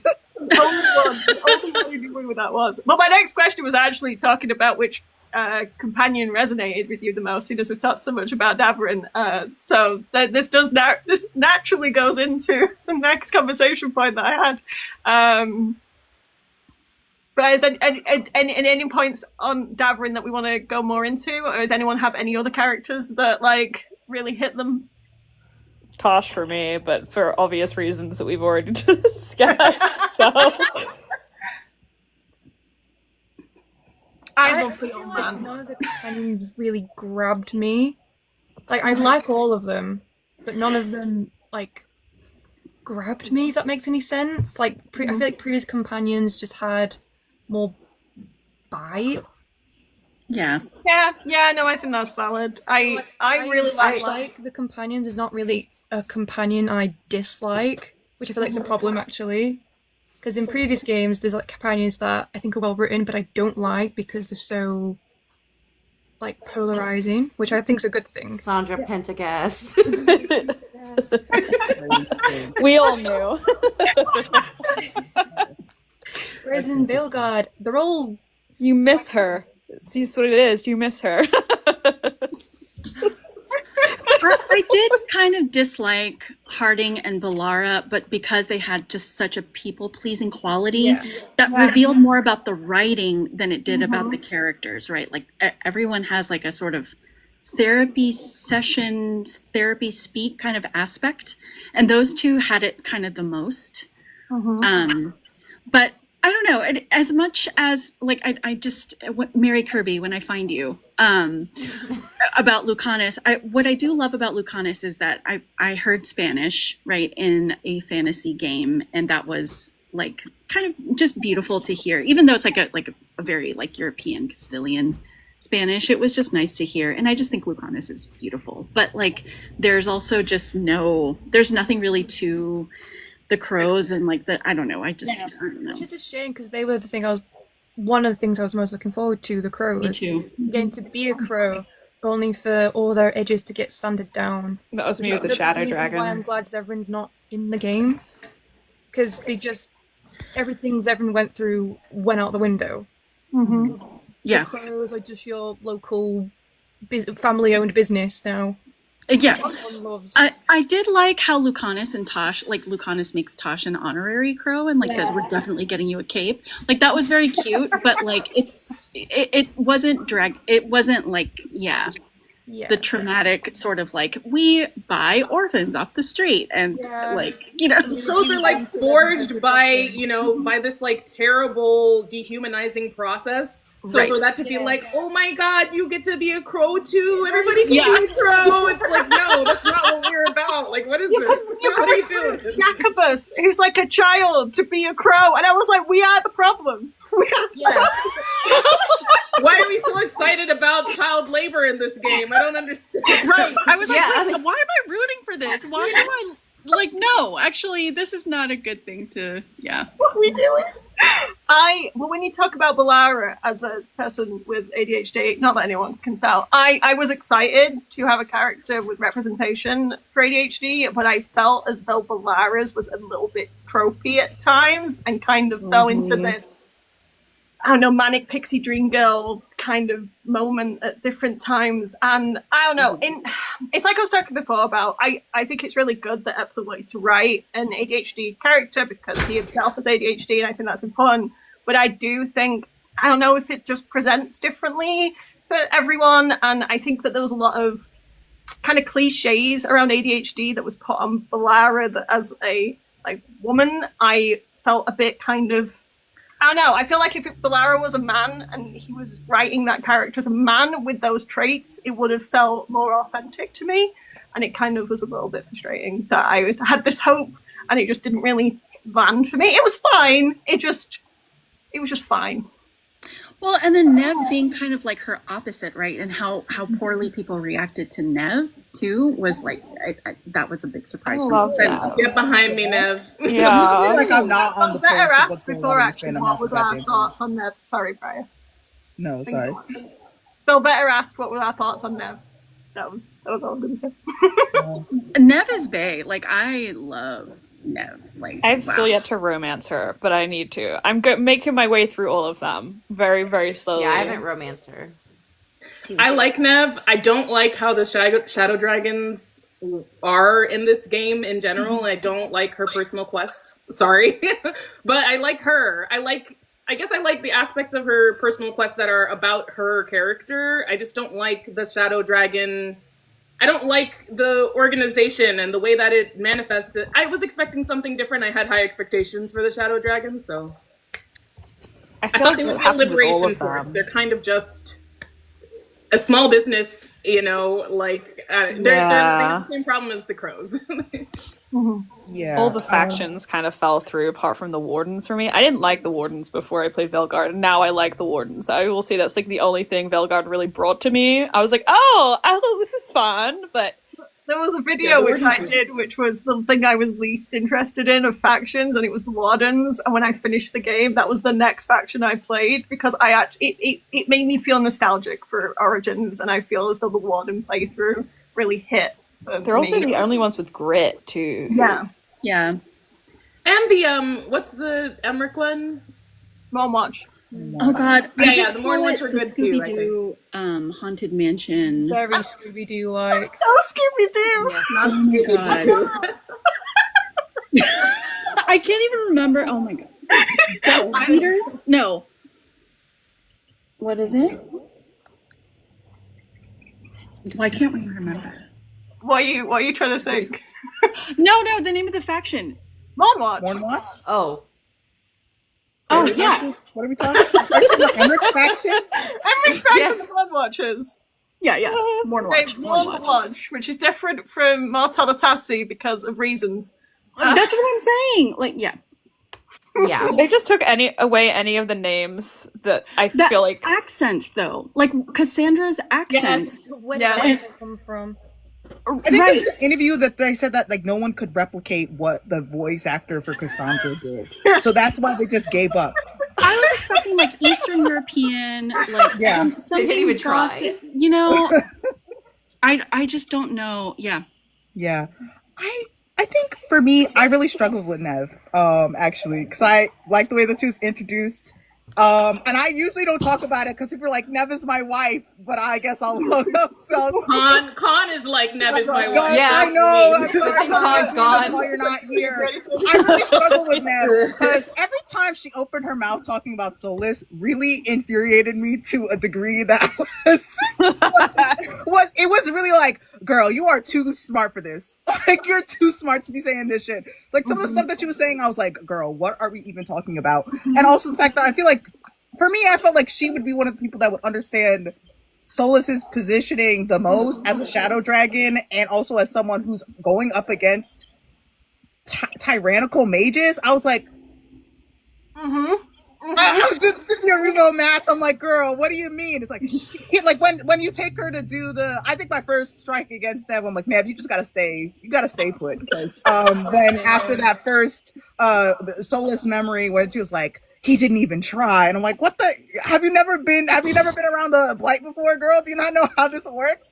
And I was like, you just gotta stay in the tower. I'm sorry, you cannot come out with me because you're just gonna say things that piss me off. I didn't even know about the Lucanus Nev romance until like that cutscene because I never took Nev. And they're like, Nev and Lucanus working their feelings, and I was like, what feelings? What are you talking about? When was this a thing? Did I miss a side quest? Is this a bug? I was very lost and confused. But yeah, I really struggled, and I didn't like the way her detective powers manifested, which is weird to say, detective powers. I thought she was like an actual detective, but instead she just like sense memories. I'm like, what the fuck even is this? Can you imagine What if is we like going waved on? our Like- little dagger and we just did like regular detective work with the lyrium dagger? Right, Suddenly right, like, like, I our was brain like- cells.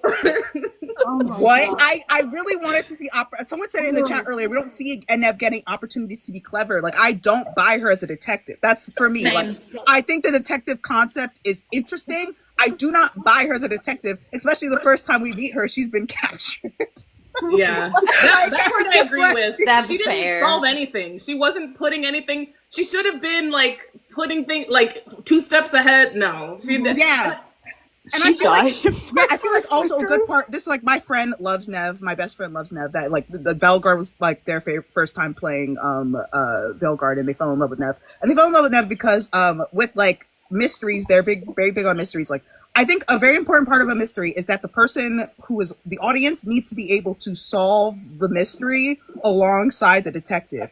And because of the nature of Nev's ability set, you're incapable of doing that. You're incapable of solving the mystery. Kind of like BBC Sherlock in the way Yes, that exactly. It felt exactly like that. Like she was going into her My Palace. I think it would have been more interesting if Nev was the only companion that didn't have like a special power set, and she was just because I think a mage that just fucking clocks people and punch them is interesting. I think that's really I think that would have been interesting that that Nev's most valued quality is not her magic in a place that values magic above all. So I really struggle with Nev as a character. For the person who asks how we feel about Nev, I love the fandom's love of Nev, and she is beautiful, and I love the fact that you get to hear her prosthetic when you're walking through the. Yes. Yes. And I love the part of the time. prosthetic that's also there as like, because my dad is cerebral palsy, so any like disability representation, I'm always like, yes, something. I love that so much. And like they put a lot of attention into like hearing the spring and then the step, right? Like that was like a beautiful detail. The character designers for this game, I honestly believe are some of the most talented people on this project, and then the sound also incredible. I mean, obviously Gareth David Lloyd, because I love him. I'm completely normal about that man. 20 cameos. Anyway, other characters. Should we talk a little bit about Emmerich? I mean, I miss Spirit Speaker, which is a title that Solus has that is not explained. Why is a Spirit Speak? Is that the same as Anyway, that doesn't matter. I really enjoyed Emmerich. I know that the Mom Watch were very Scooby-Doo. I just kind of liked that they had something, though, that, like, even though if it was a bit cartoonish, I felt as though, like, being a Lord of Fortune in my first playthrough was awful, and they had absolutely nothing. That the cartoony kind of Scooby-Doo vibes from Mom Watch at least made them stand out a bit to me, and I kind of enjoyed it, but I get that it's for a Dragon Age game. It's a little bit jarring. It definitely jarred me. I just didn't vibe with the aesthetic of the Moon Watch. Yeah. They're a bit too spirit Halloween-y for my taste. I kind of liked it. I don't know. I didn't. I don't know, Like, because just like every time I was like, well, this is every side quest. When you were at the More Watch, I'm like, why am I here? Yeah, Like, the world that's is kind of made how up. I felt. I was like, don't we have some stuff going on? Like, what are we doing? Also, I could not take the Hand of Glory seriously. I could not either. I love that. I love like, thinking you can, like, roleplay that and say to him, I know, and he didn't get it. It was like, oh, Emmerich, I'm not explaining it to you, old man. I'm not. I can't. Emmerich is one of those where, like, I totally understand what Briar's talking about, where it's like, I love the fandom's love of Emmerich, but I personally don't get it. It's like, you know, I don't get the Manfred thing either. Like, I'm just like, I don't know, is that your son or is that your servant? Or I just don't get the whole thing. But I also am very happy that like an older character is part of the crew. You know. Oh, sorry. No, you go ahead. I was gonna say I really like the Emmerich romance, but I really feel like it was written specifically for the people who romance Solus. So much of it is very similar. It hits a lot of the same beats of like the older, wiser guy and like his sweet little lines, and like Sarah mentioned earlier, like a lot of the lines are very reminiscent of Solus's lines. So that kind of like made it a little repetitive for me. I still like him the best so far. I haven't romanced everybody. I've only romanced Emmerich Davrin, and I think I'm in the middle of Lucanus right now, which is not living up to the hype. But so far, Emmerich is my favorite, just because that works for me, and I like that we get down in a coffin. But for me, I just feel like they, yeah, I mean, it's a good time. Wait, you get to do it twice with Emmerich? What the hell? Honestly, his romance is the best. I will die on this hill anyway. But do you know that the way that it like cuts off, it almost looks so like you guys are getting down a little bit more than what you think, because he's like his face is in your neck and then it cuts off. I'm like, oh.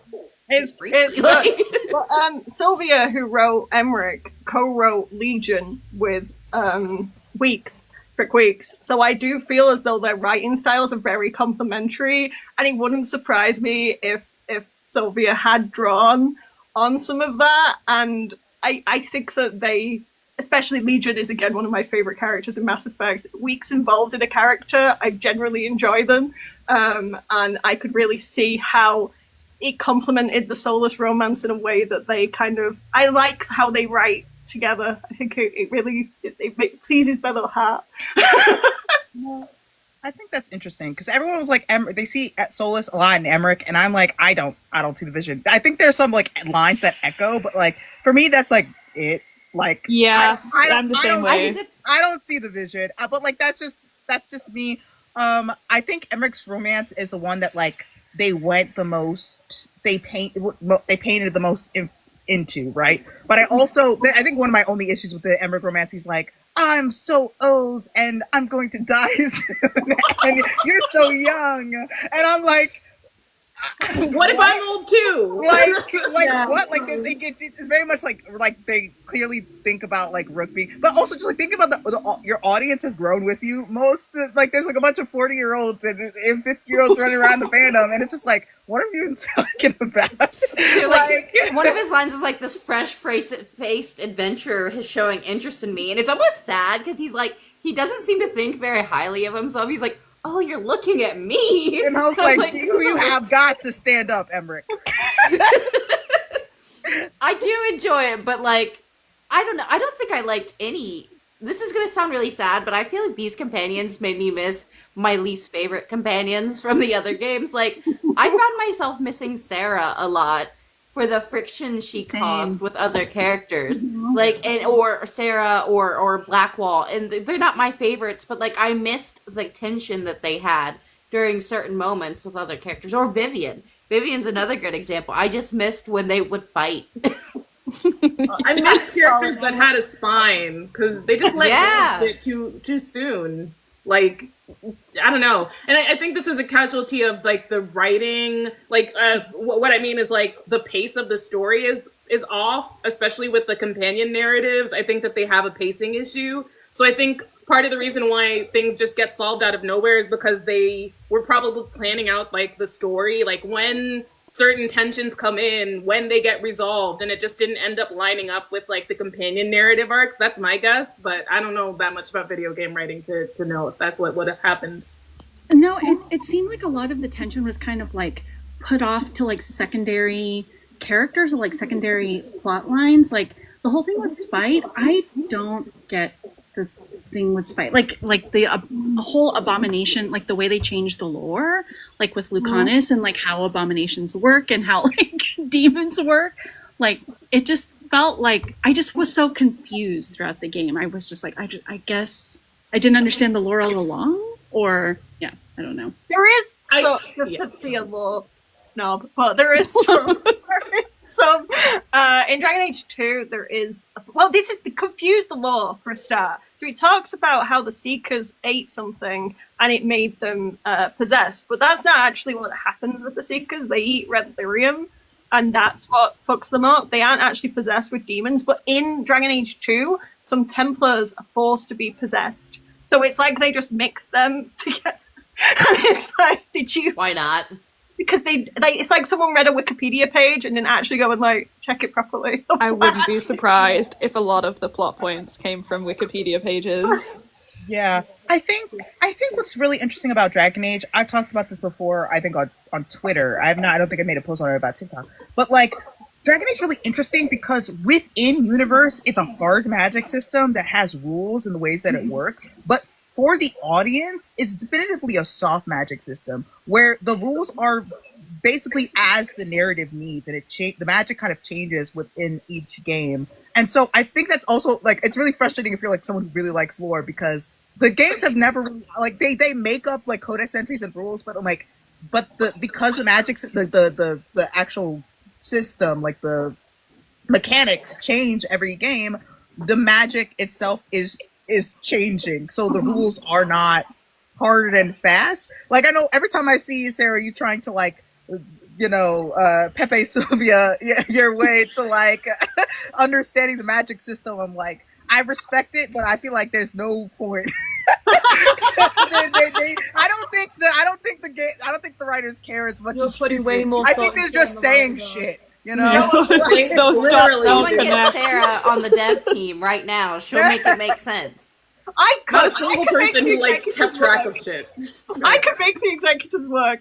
If you put me in that too, I could do it. Not well, but I can make you an outline. Okay. Someone who has skills can write it. Let's crowdfund it. Let's get it going. What I said earlier. Oh, sorry. Basil, we don't have a list of questions. If you just have a question, shout out. I've got some stock questions that we've been shouting from, but if you've got a question, just go nuts. Sarah needs to be in charge. I'm terrible. I'm not lost, I think.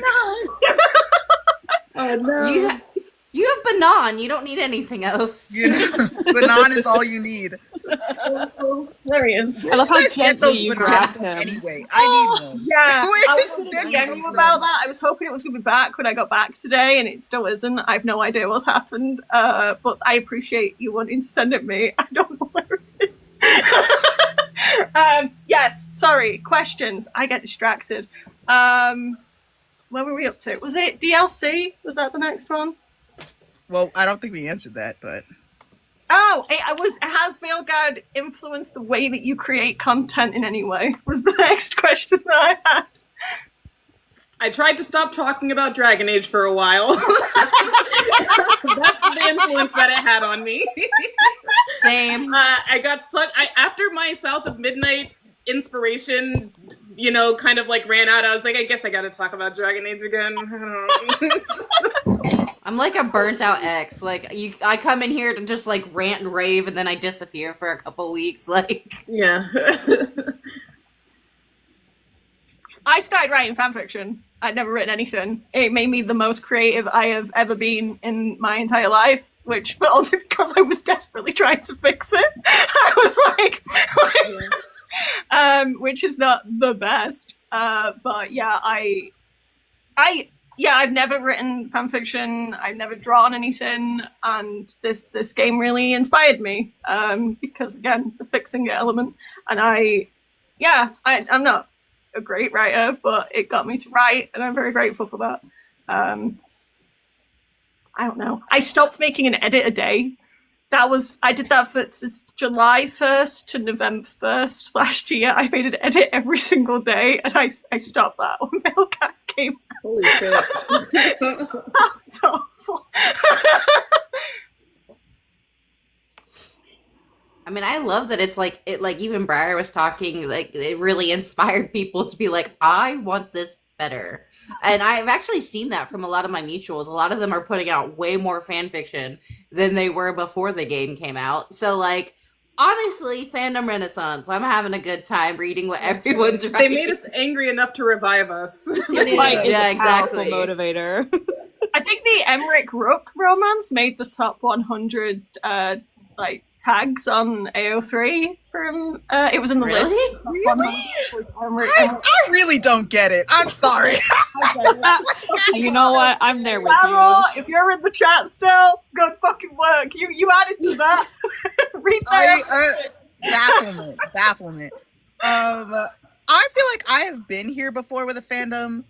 Everyone, if you've known Star Wars, Reylo, Ben Solo, I've been here before. I've been, you know what? It didn't really change anything about the way that I made. I was like, yeah, I know what's about to happen. I can't wait to see the clearly soulless Llewellyn fan fictions that will appear in the media within like 5 to 10 years from now. I cannot wait. I'm doing so right now. I'm like, this is so Llewellyn with the barcode shaved off, and that's fine. It's fine. But you know they have to be out there, Briar. Like there has to be one or two that are just very thinly veiled. Soul of Ellen, and I haven't found it yet. If you like T. Kingfisher, I know that like the world of the White Rat was inspired by Dragon Age as a whole, not specifically Veilguard, but if you're interested in T. Kingfisher, I know that is basically Dragon Age fiction. I recommend starting with I love Sword I'm gonna have I put that in the book club. Yeah, I love Swordheart. If you're looking for a standalone in that universe to start with, Swordheart is a romance. It's her first romantasy, and it's very good. Love it. It's on my buying it right now. Okay, Swordheart for T. Kingfisher. Highly recommend. There's an enchanted sword that is also a man. Oh my god, it's like day everything on Instagram. It's like day everything. Oh my god, I'm reading this. Oh my god. And it's a middle-aged protagonist who is on the curvy side. It's great. Love her. She's also very autistic, ADHD coded. Sarah, you'll love this girl. You'll love her. I just read Unhinged and Forked, so I'm ready for this. Yes, Swordheart The is cover very is good. gorgeous. Yeah, it's a gorgeous book. I have it on my shelf over there, but I'm not going to get up right now because I'm lazy. But yeah, so I don't think it changed much about the way that I make content. I think my biggest thing that I guess I implemented in the Dragon Age fandom is shut up, I'm talking. I don't give a fuck about what stupid people have to say about my opinions. I think that's why before I'd be like, okay, I'm kind of new to making content for Dragon Age, so maybe polite. Now I'm like, I will not be polite. Get off my page. I need to do more of that. I'm getting better. You are. I'm so proud of you. I love the block button. It's my favorite thing. Anyone else, guys? No, I don't even know what we were talking about. Whether how our did your content content change? change? Content when you creation, got the other than Veilguard? taking a break. Mine didn't change at all, Honestly- so I don't really have anything to say.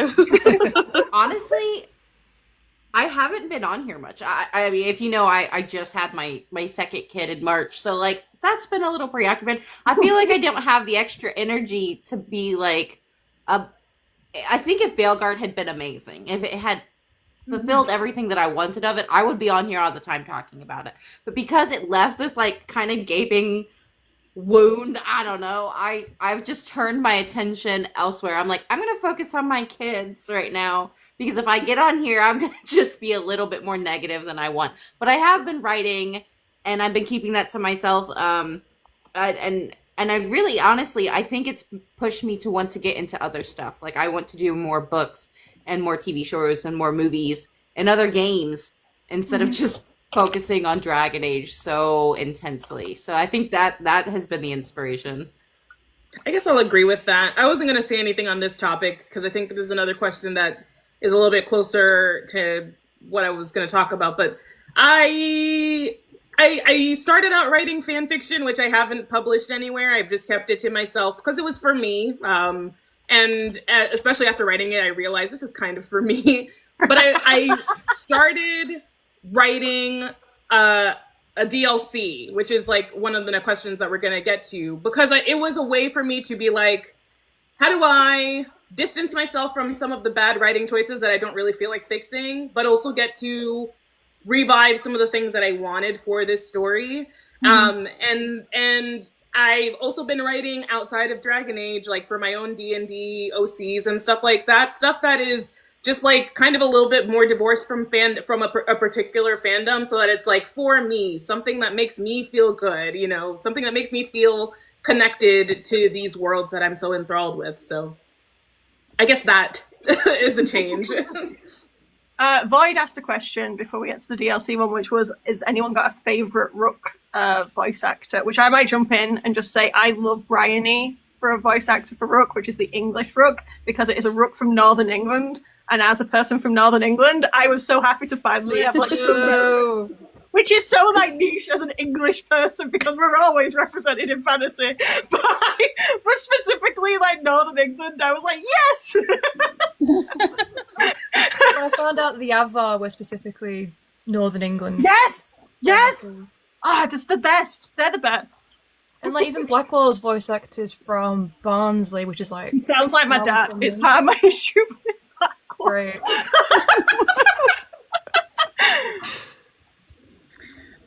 Clearly, I love the Noth, so like I agree with you.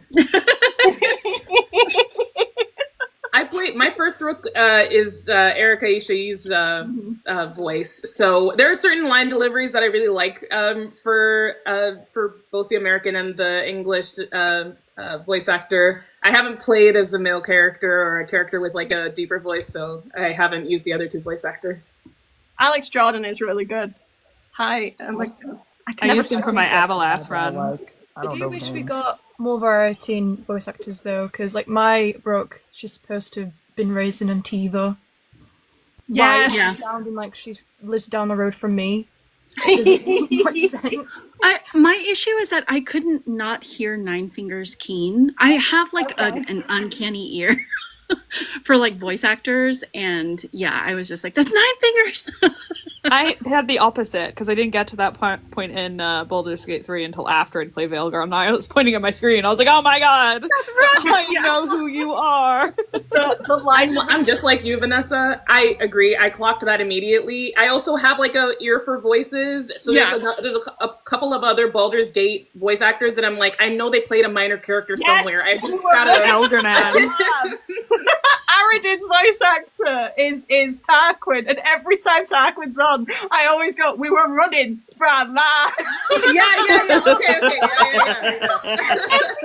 And I love that line. I hate that character, but I love that line. It's such a good line.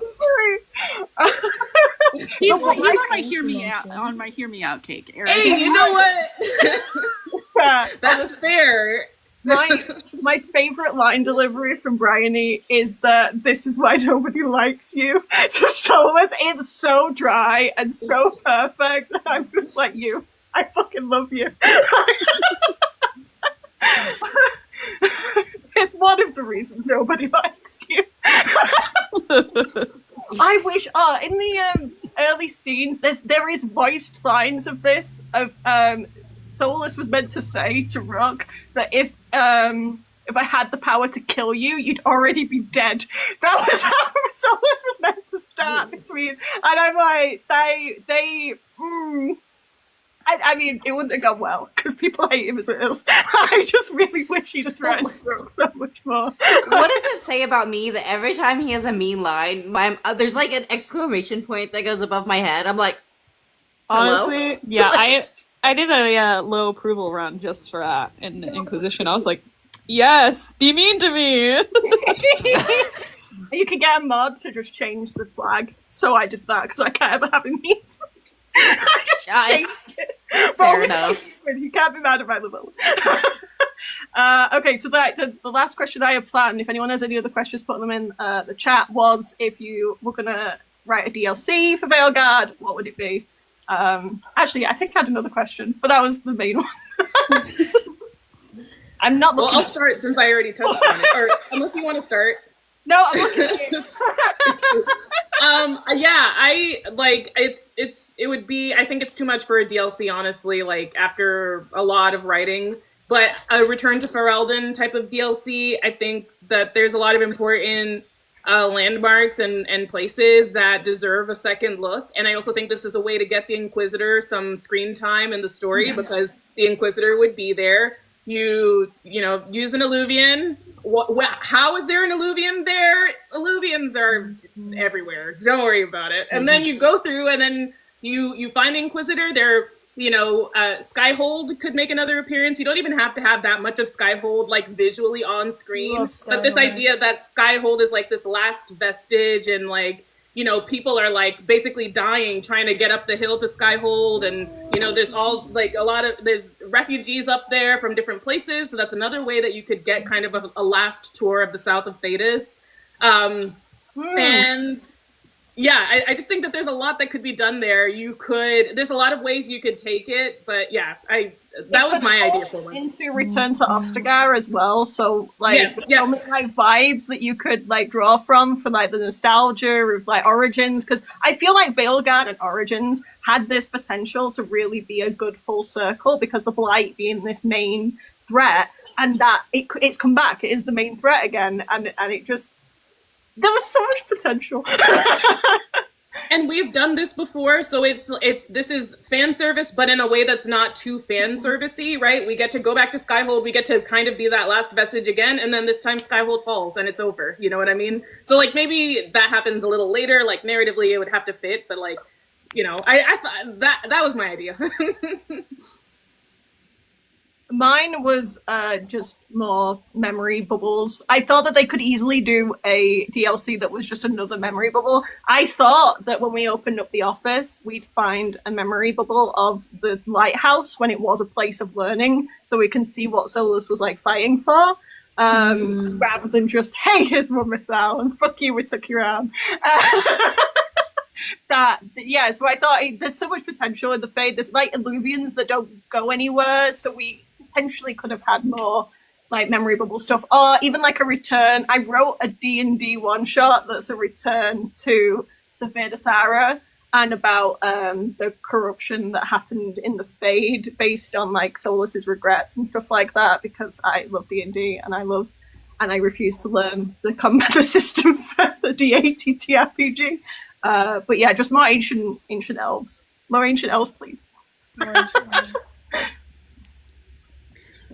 I think for me, it would have to be the chase for Solus, like that space between Trespasser and the Veilguard, and like that could be Dreadwolf. I don't know, but like there was just like a piece of art where you see like the Inquisitor sort of leaning over the table, and like I don't know, like it could be turned into a chess game. Like I know like that was all like explored like in like the sort of like Joplin speculative videos, but I just think that's so compelling. Like the idea of the pirate ship, the idea of like Rook having Isabella, the Inquisitor, and you know Dorian as advisors. Like I'm just still so with that version of the game, you know. Fenris cameo? Maybe not. Yeah. I mean, Sten was meant to like crop up as well, which grieving. My Dragon Age 5 has Sten as an advisor because I'm like, we need to bring that guy back for God's sake and give me my awakened companion. What I really expected was Fenris to show up and to give us like something to like put Solus's I don't know, like abolitionist sort of thing into like really stark relief in the world. Like, is Fenris with Solus or against Solus? Like, I don't know. It could have given us so much insight, just like revisiting these old characters. So I don't know if it was setting him up to show up. Yeah. There's a great foundation that explains why he's in the area. I mean, Solus literally watches Fenris at the end of that comic. Like, I really thought there was going to be some kind of tie-in to Fenris showing up. The fact that he's just absent is mind-boggling. Such a they could have made him a lyrium ghost as well. Like that actually makes sense for Fenris, is that he potentially could have been made into a lyrium ghost and we don't know, and potentially can't die. And I really thought the shadow dragons, like, you know, there's just so many ways that he could have and should have been part of Veilguard. Technically, you can kill him if you have low approval. So I was like, that might be why they don't bring him back. But you can do. They did it with Lilia. Retconned Cullen is exactly completely retconned. the argument that they didn't want to give the cameos, like they didn't want the cameos to be meaningless and shallow, and then what we got, I was like, fuck you. Give me my shallow, meaningless cameo any day. Yeah, no, and like Meryl is just, as you know, Lucy just said in the chat, you know, like fixing alluvians, like that could have like so beautifully been part of Balara's story, like and the hidden ones, like maybe Meryl like stumbled onto like I don't know more hidden ones lore, like but there are just so many possibilities that they had to tie into other games and other characters, and I don't know. Yeah, like when they said that they were only going to take 2 companions out at a time, I thought one of my theories prior to the game coming out was that we're just going to, on certain quests, we're just going to have a companion from an old game show up as like an NPC, and that's why they limited the party to being 2, because then that would allow because it just made sense for these characters to come back just narratively. So I really thought that that's why we only got we were going to get 2 companions when we went out. It's because we were going to go meet somebody who was like relevant to the plot, and then so we don't have a bloated party. That makes sense too. We get that, like at the end with Solus as well. Yeah, how we even had that, but it frustrates me so much how Solus in the memories doesn't do that. Like he's not just with us, freeing slaves as a party member, whereas he joins us at the end, so they could have done that. It drives me insane. I'm gonna lay down. I'm getting cozy. Someone, I think it was Abby, asked if anyone's played the Dragon Age TTRPG. I did a one-shot that I was a guest on for Dragon Age Day, and I had fun. I played with Uni Fadewalker and Dyson Autism, and it was hosted by the unofficial Dragon Age Day. It was great. It's just I refuse to learn a new system because I've played D&D for 10 years and I'm lazy. As someone who likes a lot of different TTRPGs, I have not played it, but it definitely does not look like it's my cup of tea. And I don't think that the mechanics are very good at facilitating what most people enjoy about Dragon Age. I think you can probably get the same mileage out of a repackaged Dungeons and Dragons as you can the TTRPG, mainly because, like I was saying before, with like the sorry, I'm getting into weird TTRPG nerdy stuff. But I think you can like, because like what I was saying earlier about how the mechanics of the games change each iteration, like depending on what era you're trying to play in, I think the TTRPG feels sort of anachronistic towards that type of gameplay. Because if you try to play that TTRPG within like the setting of like Veilguard, it does not feel correct, because that's no longer how magic works. So I don't care for it. I don't think that it's like, I think it's like Star Wars TTRPGs. It's really hard to make a good Star Wars TTRPG. There is Sorry, I have to drop. I might be able to come back depending on how much longer you guys are on, but my dog needs love and he needs to go outside for a little while. Okay. But this was so much fun. Thank you for having me. If you guys are on in half an hour, I'll check back. But yeah, I hope you guys have fun with the rest of the talk. Bye. Bye, Faith. So good to see you. Thank you. Bye. There is a resource on Reddit that converts the D&D rules for Dragon Age, and I just used that and sent it to my players when I ran. I'm doing a campaign that's just interconnected one-shots, and it's just easier because, yeah, you're right. It doesn't work for Veilguard, and because all the classes and everything changed for Veilguard as well, so everything, the established like magic system, as you touched on this earlier, Briar, just is so different to what we see in Origins, which is when this was first made, to now. Is, yeah, if you want to do a Veilguard one, you might as well just do in 5e.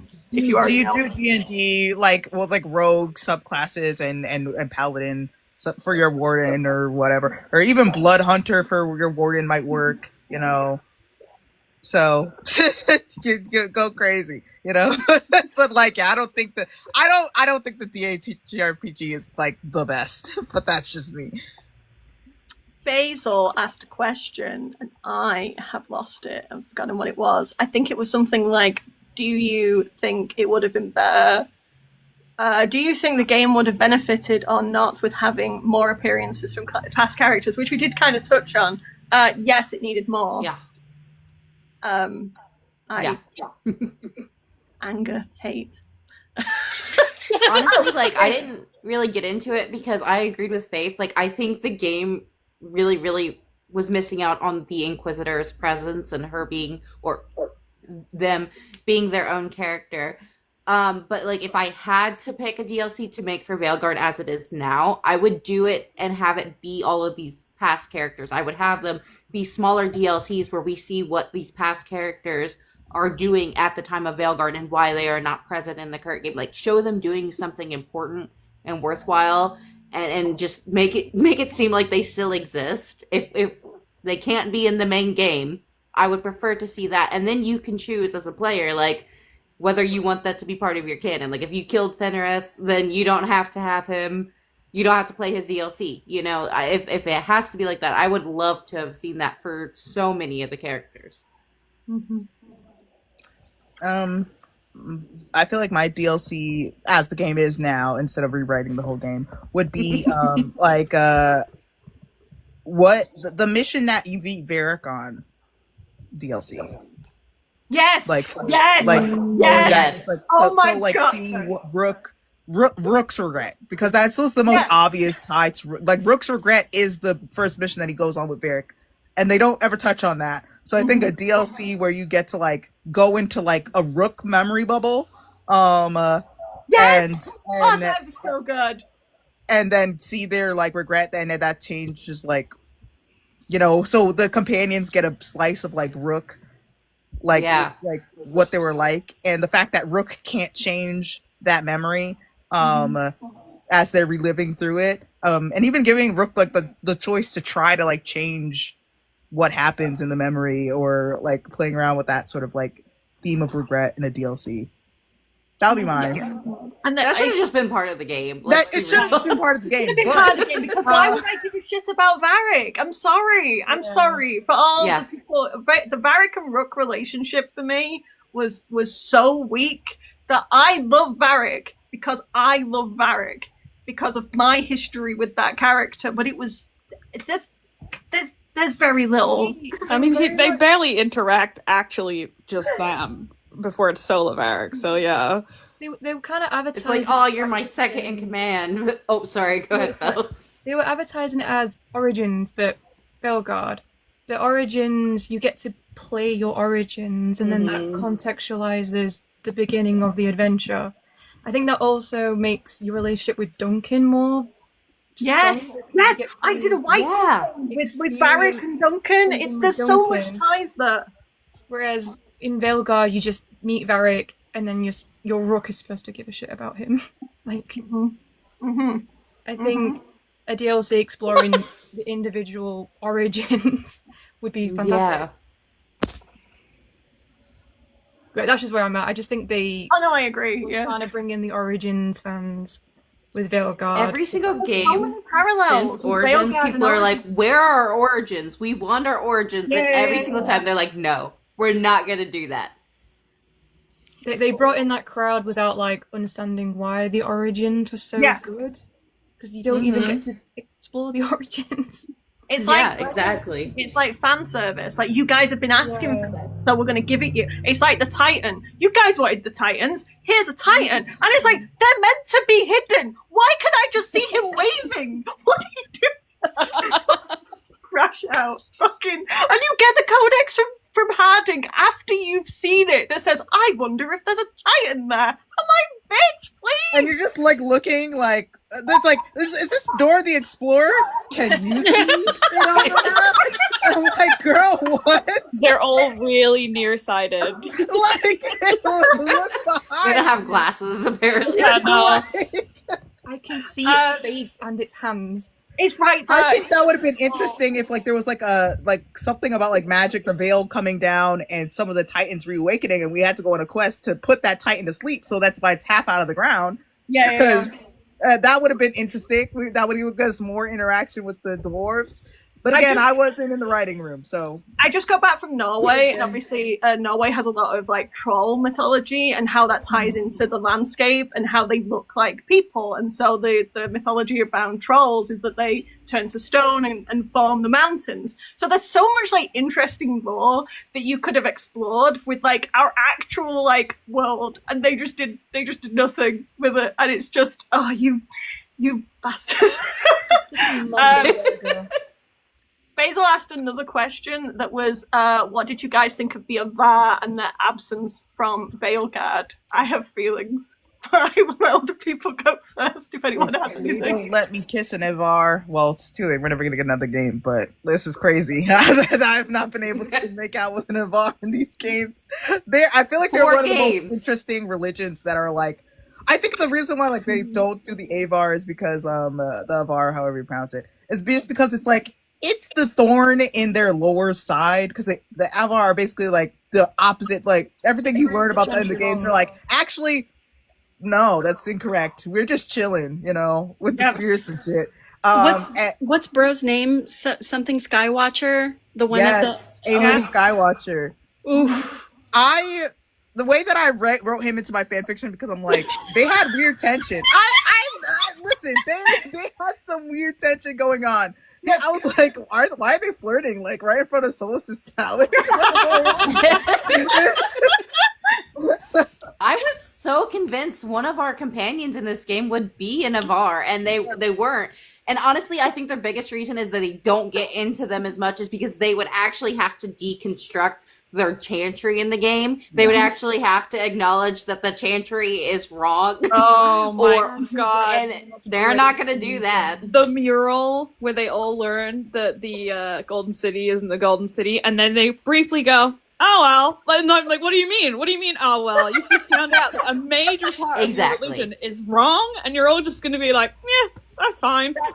That's pretty much my thoughts. It's the same with the Rivain and the Seers, and I feel as though it's the too much of the world will drown in demons if the veil comes down, and the Avar and the Seers and Rivain challenge that too much for this writing team to be able to navigate in a meaningful way and keep the veil in place. Spirits have this existence of being people when it's convenient and not being people when it's inconvenient to the story, and the Avar just would have been too much of an inconvenience to the it's like Spite. Like, we love Spite as a character, and it's like, no, everyone like you, they get to be locked up. Manfred, you don't count. Why would you want it? We have spirits in our goddamn party, and we do nothing with it. No, don't even get me started on just like the aspects of the world that were taken out. Like, we don't get enough chantry in Veilguard. We don't get enough of the Black Divine. Like we don't get enough of like the Tevinter version of the chantry that I was really, really interested in. Like, what do you really mean? explore politics at all in Veilguard. Like, we're in Tevinter, no Black Divine. They barely touch on slavery. Because they'd have to touch on the slavery of it all, Yeah. because that's so much that's so built into the commerce of Northern Thetis, like that it's a problem. Like thinking about why is Isabella in Ravane? There's so many things of like that are unspoken in the game because they don't want to talk about slavery. And I think I think their fear is like, oh, we don't want to show a bunch of enslaved people. They definitely didn't at the beginning of the game. I was hopeful because you see the broken chains. Yeah. So, you could talk about slavery and allude to it without like showing it, and like they just didn't.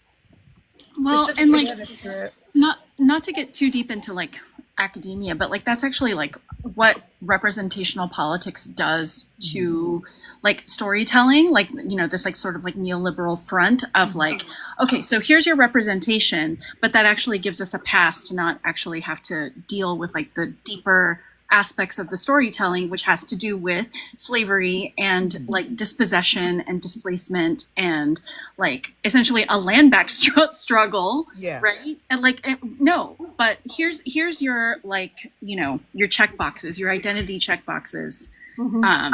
And that is like the biggest crux of like my disappointment with the game, is that the representational politics takes over the real political storytelling. Almost becomes like tokenism rather than exploring. It is. Why they matter.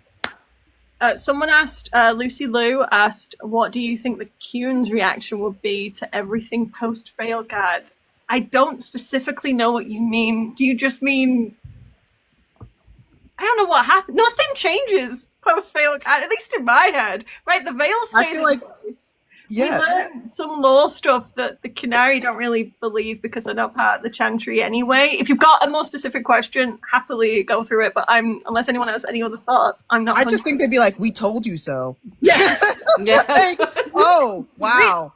Look at all this chaos. The Kuhn have this. You should join the Kuhn. We'll fix it. If you don't follow your purpose, you'll become corrupted. Is the whole like message of the Kuhn, and that ties so closely to what we like understand about spirits. Also, there's so much potential with the Kuhn in a 5th potential game that we're never going to see. That I feel like that there's a reason that Kuhn's in place, and it ties into some executor spirit shit. But But only in my head. It's not the real universe because they all fucking riot. Hey, headcanons are so valid at this point. They really are. Like, they're so much more interesting than like what the game gave us. This kind to me, as far as I care.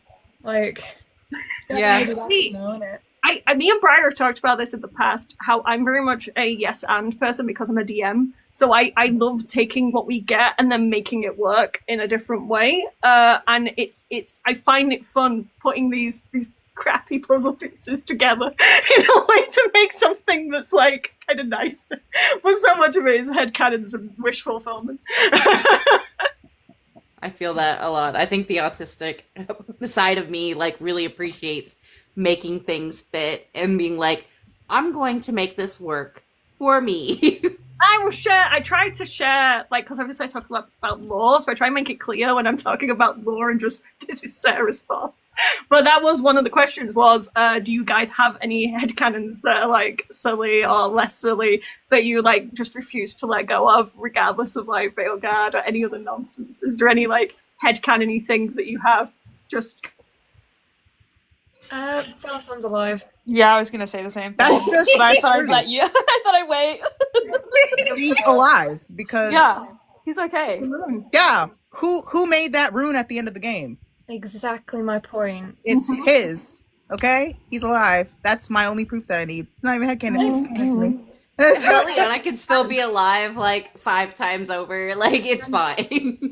Silas is so shitty with his plans succeeding that Felassanis Exactly. He was Yeah, that tranquil can't be for a the little one thing bit. he saw through. That can't be the one thing he succeeded in for Solus was killing Felassanis. No way. That would be funny though if it was. Not Oh, funny. he would but feel like- awful about that. It'd be a little That- funny. the one thing that was successful at is betraying his friend. Killing Felassanis. For me, it's Sorry, go on. it's a comment that someone left on one of my videos about like imagining Solus as like an Aztec god that wakes up in like our current moment, right, of like ice and like, migrant kidnappings and things. And it was from an indigenous fan named Columbula, whose headcanon is that Solus and the Inquisitor go around teaching like Elven and like the Elven culture to disconnected city elves and like disconnected like Dalish, and like basically do just like cultural and language restoration, and like that's not as like a fun headcanon, but like that's like I don't know, it's the one that stays with me, like this idea. Oh my gosh, I feel almost misty, I'm not gonna cry, but like this idea of like, if it is a sort of land back narrative and Solus is this figure from a time when the land was whole, right? Like going back, like their romance actually being one of like restoration and reconnection is like actually really beautiful to me. Mm-hmm. So shout out to that fan and that creator or commenter, Columbula, for coming up with that. It hasn't left me since. Yeah, I love that. That's beautiful. I love that. Dreams. Just do it in dreams. Then the fate. Yeah. You don't fucking know It's what happens. like, be not afraid, and it's just this giant wolf with like 6 eyes. I'm here to teach you Elven. You literally don't get told. All we get told is we're gonna go somewhere terrible, and she says, "No, if I'm with you," and that's it. What actually happens with these two, completely up to you. Completely up to you. Well, and there's another user, another creator, Nostalgorithm, I think I'm saying it right, who sees the wolf as like a Xoloscuincle dog. They were in the chat. I don't know if they're still here, but the Xolo is like it's a kind of dog that like takes souls from like that have departed from Earth into the Nether Realm. And it's from like Mexica and like Aztec mythology. And he's like a hairless wolf with 6 eyes. He looks like a Xolo. I love that because it ties into Inquisition, where we see Solus shepherding the wisdom spirit in death. And there's so much there that I thought of Solus as the shepherd, and I thought that that's what we were going to get. Yeah. God damn it, let's write the game. Yeah.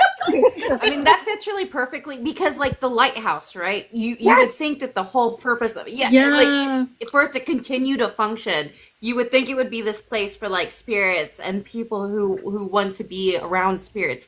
And there was another creator on here who doesn't post a whole bunch anymore, Mia, Felassanis' mutuals with her as well, where, like, she had this whole theory that was, like, what the lighthouse was going to function as, and then Solus at the end with Llewellyn was going to have to stay there as the lighthouse keeper, and like that would tie in really well with him guiding spirits and helping them like acclimatize to the real world or the physical world.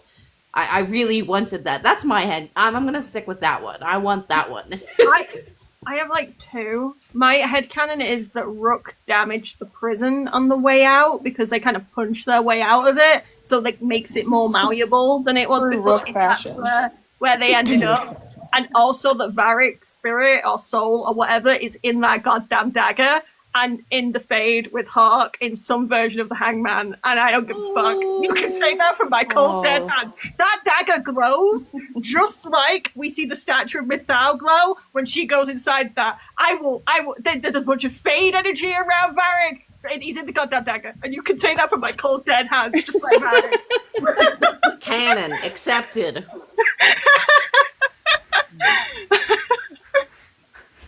Anyone else? I got a bit intense. One of my headcanons is that Solus got beat up by the Dalish because there was a language barrier when he showed up. I think he showed up in like ancient elven clothing, speaking in tongues, and it to the. I think that's like what the Dalish are like. What the fuck? And then just started attacking them. Demon, get out of here. Because I really do think that like there's like Dalish and then there's Elven because like yeah, I just think because that's just how language works. I've made videos about this before. Yeah, it always changes. Yeah, especially when you speak Elven to Solus, he sometimes puts emphasis on certain like the vowels, like he's subtly correcting your pronunciation of things. Mm-hmm. And I don't know if this was like intentional or voice acting, but it the way that it comes across is that like Solus in his way is like, no, it's pronounced this way, in his very polite way. Yeah, like it's very thin. It always drives me nuts that the Elven language in the games is a lexicon versus like an actual like they didn't go and create like a whole language or hire a linguist, because there are so many times where it contradicts itself, but that would have been a great area to explore. Like Solus, this ancient elf coming and just not being able to properly communicate with people because he's millennia old. Yeah. That would have been great. He's like, be not afraid, and he's speaking Latin. And they're like, get rid of this Exactly. guy. Imagine a guy just bamps into the middle of your camp and then starts speaking Latin. Like, you're gonna shoot at that guy. And, like, I mean, they literally say, like, they might have even pegged who he was, because they were like, that ain't right. That might be Finn Harel. Like, yeah. Especially if, like, they don't know a lot of words, but the word Finn Harel has stayed the same. They're hearing, Finn Harel. Get this guy out of here. Shoot that guy. Oh, exactly. Just the imagery of Solus. Look, he's probably looking all disheveled because he just woke up. He's just some random hobo showing up to the Dalish speaking nonsense. Of course they're going to kick him out. Yeah. And then he, like, has a chip on his shoulder for the rest of the time. He's like, they pushed me out. I'm like, I want to. Like, no, they didn't. Exactly. Like, they didn't know what the fuck you were saying. Exactly. One of the things I really wish that they'd explored more with Solus being like pride is that we see pride as like a demon and this negative thing, but I don't think pride is like always, and I feel like pride for Solus is that pride in his people, and how I wish so much that they'd explored that in a more like authentic way, because pride is just completely demonized the entire time. It's like, well, you can't be prideful, you can't, and he is I feel as though like wisdom turns to pride is when it is ignored, and like and I feel like that's a lot of Solus's I told you so. But that's like one aspect of his pride, but I just feel like there's so many layers to pride as a concept that we could have explored with Solus through memories and things like that, is which it's not as black and white like we say about deconstructing trans beliefs, and this whole pride in yourself is something negative, and it's not always that. It's that pride in that community. But again, seeing what Solus was fighting for, and there's so many things. I think that was like all of like the demons though. Like there are layers to all of these aspects, and it would be cool if they brought Imshale in as a companion, because then they could have explored that with Desire. Yeah, really good. Imshale's my Shayla. That's my Pookie. So I agree, because I think we got Balara instead of Imshale, and I'm so like Balara comes in so late, and Imshale's gone, and I'm like, no, sorry. Imshale is mine now, actually. If I were, I love Dog and Balara. It just feels like they really wanted to like copy Meryl a little bit. I love Balara, but it feels like almost sometimes with like her role in the Veil Jumpers just as a faction, it feels like there was like Meryl but organized. I don't know. I felt like I was missing her. Also at times. It's very... Yeah, that's true too. There's that too. Yeah, I think they could have accomplished what they were trying to accomplish with Balara's character easily with Meryl. Personally, because Meryl has that aspect of like grief, the loss in her past, the regret, like that could have easily been, and also the skill, and then it would have connected the background a little bit more. I think again that the issue with like having Meryl there is the Varric of it all, which I think is it shot them in their foot. I think a lot of the storytelling was bent to make the shock of the Varric reveal work. So there was lots of like avenues for interesting narrative building that were like ignored, or characters that were like couldn't be brought back because if like the Inquisitor never coming to the lighthouse. The Inquisitor can't come to the lighthouse because if the Inquisitor comes to the lighthouse, Rook would be like, "Oh, come visit Varric," and then the Inquisitor would be like, "What the fuck are you talking about?" Get this patting do Rick you on want the some shoulder. medication? Like, what's going on? Okay, buddy. Okay. There's one of the scenes with Emmerich where he takes you to his parents' grave, and someone pointed this out. I can't remember who it was. It was a content creator, but they said that Emmerich does that scene, and it feels a little bit weird because he's talking to the parents as though they're there, but he's literally watching Rook do that, and so that's like him reaching out to Rook in a way where like you try to like meet them at their level of grief, and I'm like, I'm so sold with this man. I mean, was it you, Farrell? That's an interesting way to look at that scene, actually. Yeah. I hadn't considered that, but like he's like, I'm sad too. Let's be sad together. Yeah, it's like I've had to go through something, so I've lost someone important to me, and I'm gonna you introduce yourself, and it's like, why am I like, you know what I mean? Like, can you imagine if Rook reacted like, "Why the fuck are we doing this?" And Emmerich like, "You do it all the time. What do you mean?" They do a little bit because Rook's like, "Hi." It's a little awkward, and it's like, that's actually really funny when you put it like that. Yeah, I didn't answer this question earlier when we bring up Emmerich, but like a character that resonated with you. Emmerich really resonated with me as a character. I don't understand him romantically, but like I have tantophobia, which is extreme fear of death. It's basically what Emmerich has. Extreme fear of death or dying. It gave me agoraphobia. I was afraid to leave my house like for a while. Part of the reason why I got into video games as intensely as I did. And I literally was crying during that whole scene because I've never seen a character on screen represent tantophobia so well. Because even though, like, most people, when I'm like, I'm scared of dying, they're like, well, everybody is, and move on. And I'm like, no, you don't understand, like, the way, and then the way that he explained it with such, in the story, the narrative held it with such empathy. Even now I'm getting emotional about it. It was just very, very beautiful to me that they, you know, had this character have this intense fear. And also, I'm also like Emmerich, where I have, like, this weird obsession with things around death, even though I'm terrified of it. And so yeah, his character really resonated with me. So that whole scene, and my dad's name is Rupert as well. So I was like, what the fuck? Like, wow. And I was like, what the fuck? And so yeah, I really resonated with that arc as well. Yeah, but I like that interpretation about that's Emmerich trying to connect with Rook. That makes that scene even more meaningful to me. Yeah, I love it. Now I can't see it, and I'm like, yep, that's what he's doing. That's what he's doing because it's what Emmerich would do.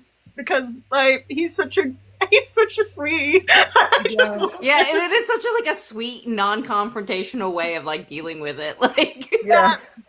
And I don't know. I think Sylvia is one of the writers that I have the most amount of like time and respect for because they did like their own kind of AMA for Emmerich and wrote about the writing process, and one of the questions was about, which we touched on before, like the age gap thing, and they just owned it and was like, yeah, we just didn't think about it. Like, it's just a mistake. And here's some headcanons, and like gave like suggested headcanons if you want to make it work. And it's like, but I like have a lot of time for Sylvia and how like they like conducted themselves with the fandom and gave a lot of like playlists of like what they wrote when we're writing Emmerich, and I feel like there was a lot of love put into that character, and that's what I like. That's what I felt about Solus in Inquisition. Is I feel as though this is written by a person who fucking loves this character, and it's why I was so excited for Veilguard, because if you don't, even for villains, you can have villains who you just love and you can explore these characters, but I feel like some of that love for that character, because of probably what happened in the background, just was missing. And it's such a goddamn shame. I think that's like the game as a whole. You can just kind of tell where the passion died a bit, and I don't blame the writers for that after the whole hell of 10 years of trying to make this goddamn game. I don't blame them at all. Hey guys, I'm so sorry. I have to get off here. My kids are showing back up, and you don't need to hear all that. So, bye guys. Bye. No, my battery's at like less than 10% now. So if I like just well, that was the bye. Bye, Dee Dee. Bye, Dee Dee. unless anyone has anything else, we can wrap up here. We have been talking for like 3 hours. I think that's pretty We good. love yapping here. I swear to Nick, get a bunch of people together talk about the hyperfixations. This is fun though. This is great. But yeah, thank you so much everyone for joining. I'm gonna vamp for a couple of minutes in case anyone's got any other questions, but this has been really fun. Please make sure you're following everyone who has been here today, and thank you so much everyone for agreeing to join and talk about this. It's been really good. It's really fun. This was so great. I know there's probably not much to talk about with Veilguard, but I'm so glad this happened, and I hope it does happen again. You know, like, I don't know. I might do something for my birthday. It's in January. I'm away, but when I get back in the beginning of January, I might do. Oh, also, yeah, thank you for people who sent gifts, and we got like we got like 24,000 likes, and people have been reposting your shit. I don't want to interrupt anyone to say thank you, but yeah, thank you so much for everybody who sent gifts and any follows and things like that. I really appreciate you guys being here. Otherwise, we'd just be talking to ourselves. So it's really nice that we've had so many people engaged. It's really lovely. Yes. I think I'm done. Thank you, everyone. Anyone got anything else? No, just I will. This is reignited. I'm like, I now want to finish my YouTube video essay about Dragon Age now. It's inspired me. So hopefully, maybe by the end of November, that'll be up. I would gladly watch it. I would be like the first one ready to go. Yes, so. I'm glad. It's about centrism. Yes. Oh my gosh, I'm so there. I'm so there.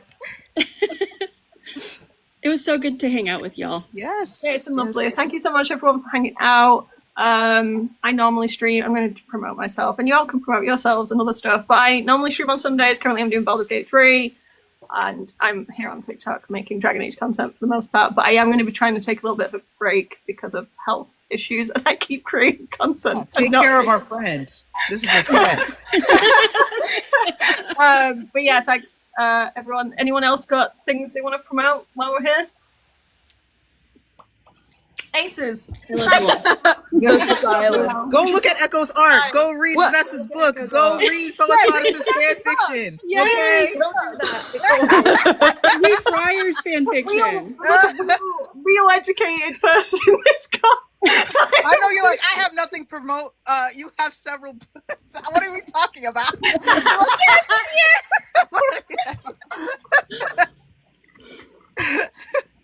Y'all are the best. And check out Echo's art. Echo was the first person that I ever commissioned for Solar Valiant art, which I had signed by Gareth David Lloyd, and it is. I freaked out when that happened. One of my favorite, and I've got my mutual Maiju, who I commissioned for my Gale one because I'm getting that signed by Tim Downey as well. Because I spent so much money on art. But anyway, that amazing art. Everyone in this call is incredibly talented, and I'm so lucky to have you all as mutuals. It means a lot that you all agreed to do this. Thank you so much. Likewise. Yeah, I'm gonna hang up. Bye, everyone. Bye. All right, y'all. Have a great rest of your day. You too. Bye. Bye. How do I end the call? Who knows?